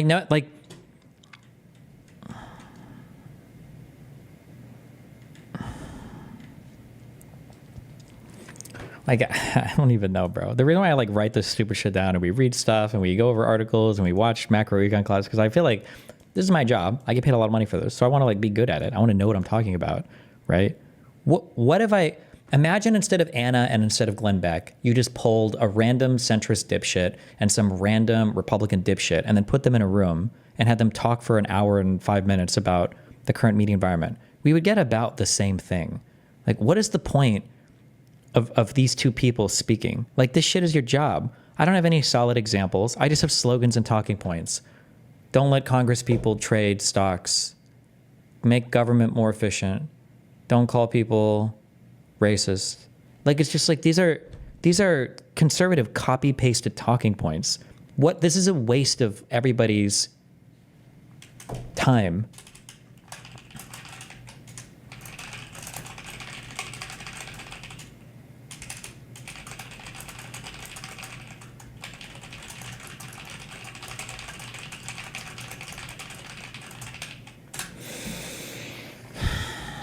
From economic frustration.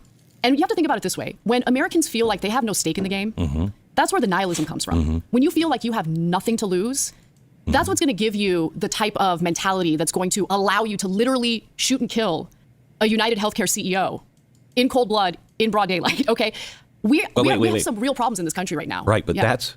And I'm not justifying that that happened at all. Yeah. But you have to think about what led someone like that guy to think it was okay to carry that out in the morning. Okay, right, but it doesn't... In New York City, I just want to Do you think she would say, because I don't support these people either, but would she say the same thing, what led the one guy to shoot the two cops that led to like the Blue Lives Matter movement? Or what led, like any number, like what led to the whole BLM riots at all? Or what led to, like, we just don't grant the same thing, but...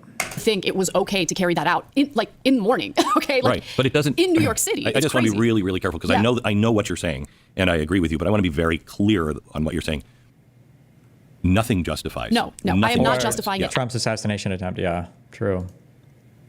At all. That was murder. Right. And even if I have deep criticisms of our healthcare system. Me too. Okay, deep criticisms. Me too. However, the idea that carrying out vigilante justice is the solution is laughable to me. What happened yesterday did nothing to reform our healthcare system, didn't even inch us closer to it.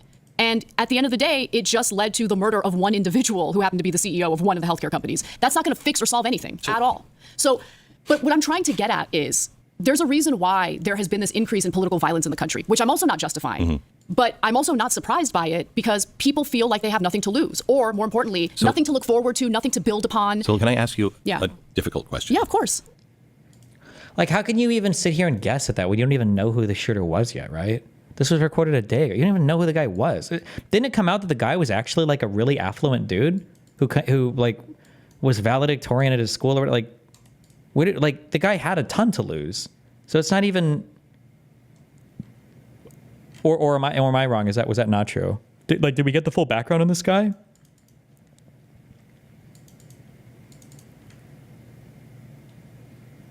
He's a tech bro from a wealthy family with a master's degree. So it's not even, you're not even right.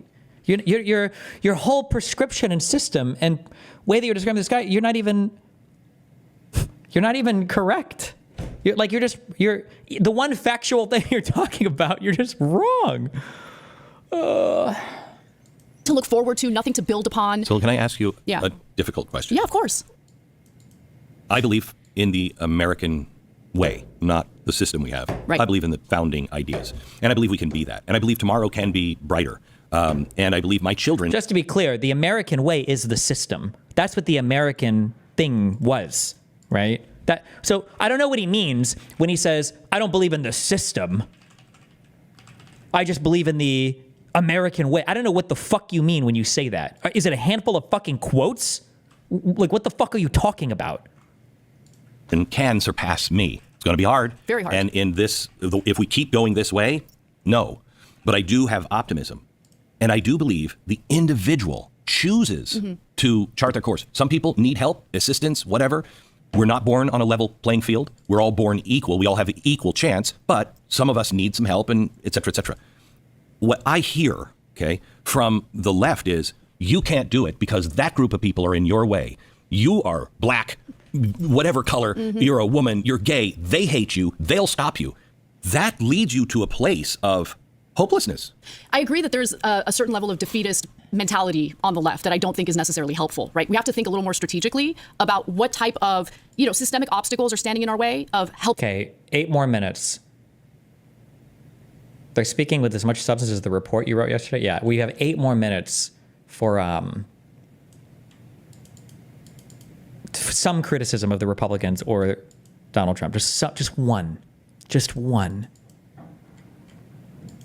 Helping people become what they want to become in life, right? Get to where they want to get to in life. Look, the Federal Reserve put out data in 2021, fourth quarter of 2021, showing that the top 1% of this country owned almost 31% of the wealth. I know. Whereas the bottom 50% owned like 2.3% of the wealth. Like, it was insane, right? Just insane. So I give you those stats because there has been a growing problem in the country of more and more of the wealth floating to the top. And, when we talk about waste at the Pentagon, understand that nothing has to do with the waste at the Pentagon. That's not even a real thing. You're so good. It's a joke. It's okay. of the biggest redistributive. Like, I wonder what these people do in their free time. Like, at least for me, like, I stream sometimes. Sometimes I stream. But I think you're going to account for a lot of my free time. If I'm not streaming, I'm doing podcasts, or I'm traveling to a podcast. But, like, what do these people do with all their free time, right? What does she do? One show a day or every few days? Like, if you're not reading or researching or doing anything, like, what is she, where's... I'm just kidding. It's all memes.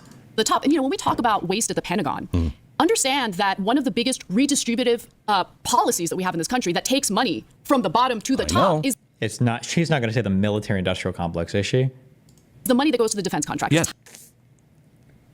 This is one of the biggest, really? Tiny group of people who have a lot of sway over our political system because of money in politics. Yep. And so our money gets redistributed from the lower end of the socioeconomic ladder, Yes. the tax-paying, hardworking Americans, Yes. to this tiny group of executives. But I would say also, I mean, I'm not on the low end of the scale. Yeah. Also for me. Yeah, I mean, exactly. Middle class. I mean, it's getting harder and harder for people to hold on to middle class status. Yeah. And I understand the frustration and anger in the country. I mean, I feel it time to time when you see what's going on. And so... How much you want to bet that if we were to add up the net worth of every single defense contractor, that it would be like 1/50th of Elon Musk's net worth? That's a super guess. There's going to be a guy who's worth like 10 billion.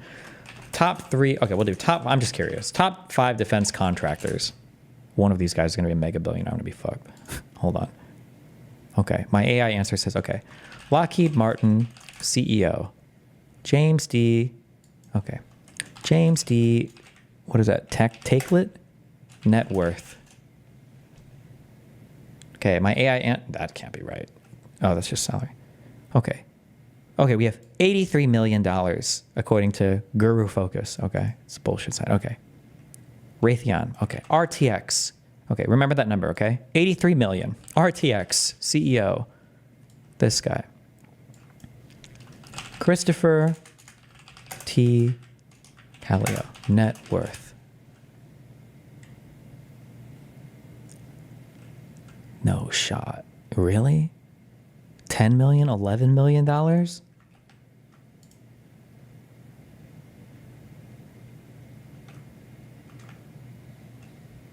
Oh, okay. Northrop Grumman, CEO. Oof, and it's a woman. Kathy Warden, net worth. Okay. 161 million. General Dynamics, CEO. Phoebe Novakovic, or Kovic, I don't know. $223 million. Okay, a little bit more. This says 450. This is 703. We'll split the difference and we'll say 400. We'll go with the Forbes. We'll go 450. And then Boeing. That's a big company. Boeing CEO Kelly Ortberg.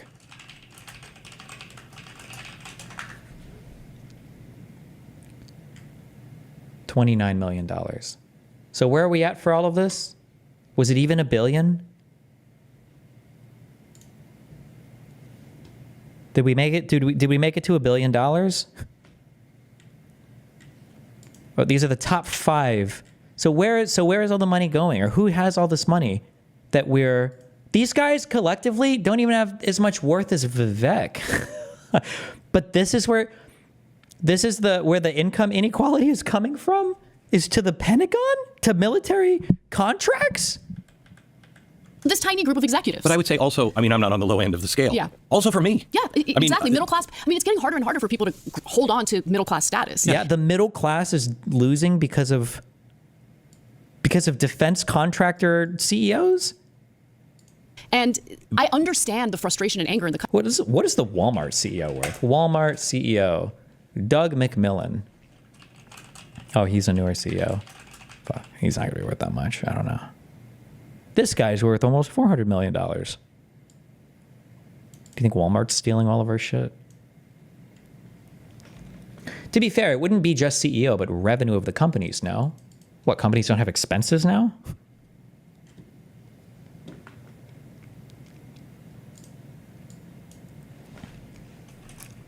Wait, what is Glenn Beck's net worth? Good question, actually. $90 million, according to Forbes, in 2014.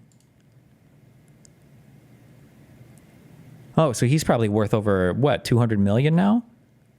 So Glenn Beck is worth more than most of the CEOs of the defense contractors? Like,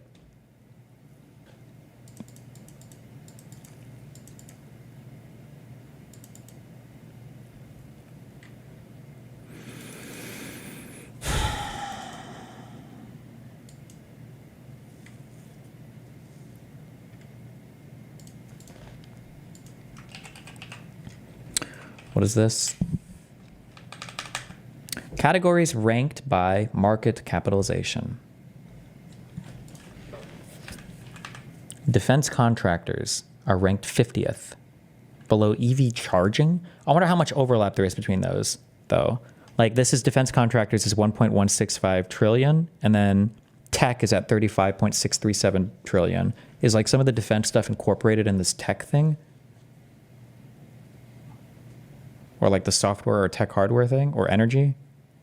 Click and see the companies listed. Roca. Oh my God, Huberman. Oh.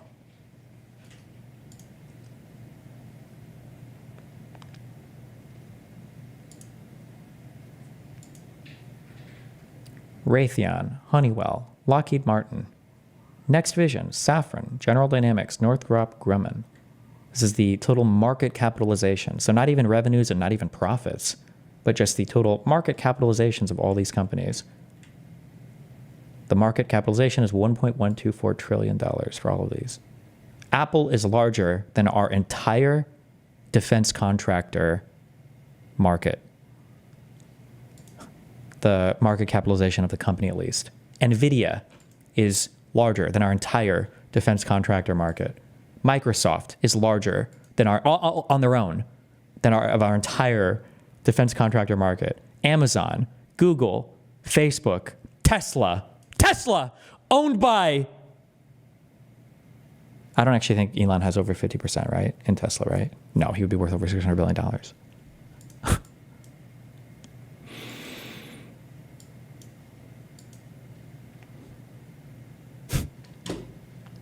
Is that 13%? Tesla as a company has a larger total valuation that exceeds the valuation of all of our defense contractors combined.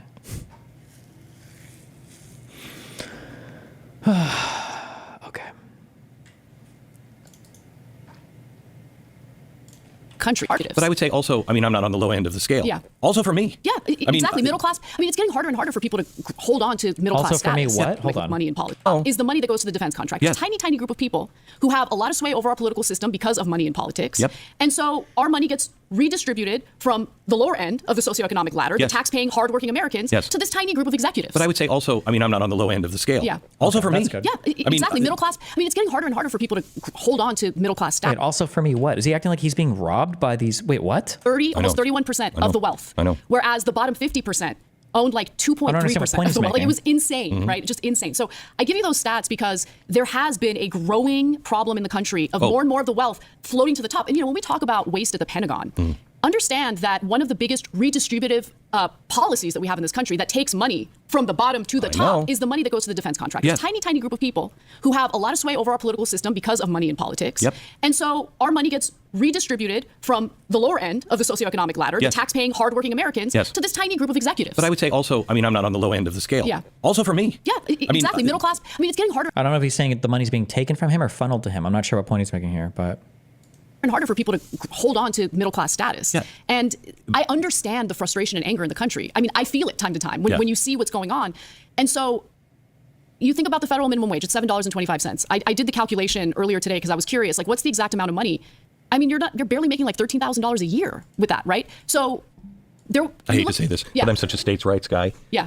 Why should it be $7 in New York City? That's like a dime. Well, this is the thing. I actually think the model that you see in Scandinavian countries makes a lot more sense. They don't have federal minimum wages. You know what they have? They have unionized workers who get to negotiate working conditions and their pay with collective bargaining, which is much. But this is like strategic, right? So he's about to just move past that point. This is what I mean when I say this is like a performance, right? You let them say some of the points, and this is what they did with me. Fuck me. I should have never played this stupid fucking game. Although even I wasn't this much of a fucking pushover. You say a thing that they probably disagree with, but is he going to fight on that? Because I doubt Glenn Beck is a big fan of fucking like big union power, but let's see. Who get to negotiate working conditions and their pay with collective bargaining, which is makes way more sense. So for me, Donald Trump choosing a pro-labor secretary was a big deal. Because voting in favor of the PRO Act, which does away with the intentional obstacles that prevent unionized labor from even forming, is important to me. And so I would rather have the workers have a say over what they're... Who is the pro-labor union, pro-workers guy that... Also, we're arguing that she's saying the CEOs are the ones getting all that money. Lockheed Martin made $45 billion from the government in 2023. That's what she's talking about. What were their expenses? If they had a $45 billion contract from the government, how much of that was profit? How much was that expensed? They're getting paid and what they're working conditions So let me push back on it, because I actually know history. Push back. I actually think unions are important. Yes. I think business is important. When one side gets the thumb on the scale, it's bad. It is. Okay. Yep. And FDR was very dead set against unionized federal workers. Just as a quick thing, okay, because this union talking point, Anna's I'm not going to say it. I don't know who's smarter here or who's playing what fucking game. I can't tell, okay? But when you talk about unions, okay, unions in the United States, one of the reasons why they have a big issue, and it's funny because Republicans have won the messaging war on this, okay, they're called right-to-work laws. When people say things like, oh, they don't need a minimum wage in Norway, they just have strong unions. No! It's not that they just have strong unions. It's that the governments in a lot of these countries, I believe in Norway included, has made it so that the labor unions are allowed to say, no one can have this job unless they're part of our union.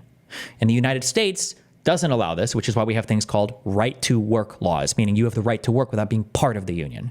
So when Anna is sitting here smiling saying, I like unions, and then Glenn Beck's like, oh, true, I like unions. If you were to say, oh, so we're talking about unions as a substitution for things like minimum wage, and so you want to have unions that have the same power that they do like in places like Norway, where they are actually allowed to negotiate across their entire sector and say, you can't work unless you're part of the union. Would you support that? Glenn Beck would say, fuck no. Any conversation that isn't including that is not a real conversation comparing the strength of the unions in one place to the other, though. It's not like...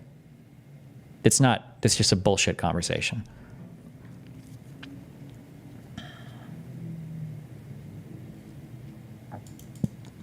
I'm not saying she's right. I'm saying that looking at the CEO pay means nothing. Why? Well, then they shouldn't have said that. They said the executives of these companies. That was the example that they used. The CEO is the chief, the highest executive. Because she's looking at the numbers these companies take in. No, she's not. She's not looking at any numbers. She doesn't know any of the revenues or the gross profits, or I'm sorry, the profits, the gross revenues of any of these companies. They haven't cited that at all. You cannot negotiate against yourself, okay? And knew that would cause all kinds of problems. Wait, what? And, FDR was very dead set against unionized federal workers. You cannot negotiate against yourself, okay? Unionized federal workers are not negotiating against themselves. What are you talking about? A union is there to represent employees. Employees, and a union represents and then fights against the employer. I don't know if you're just quoting for FDR or there's some other thing. Okay? And knew that would cause all kinds of problems. He was a big labor guy. He was, yeah. Not in the federal government, okay? I am all for, and especially now, I'm not a universal basic income guy, but I've been saying for 10 years, we have to talk about this because there's about 10 people that all of the money is going to flow to, and you're going to be a serf and a slave for the rest of your life because it's all going to change.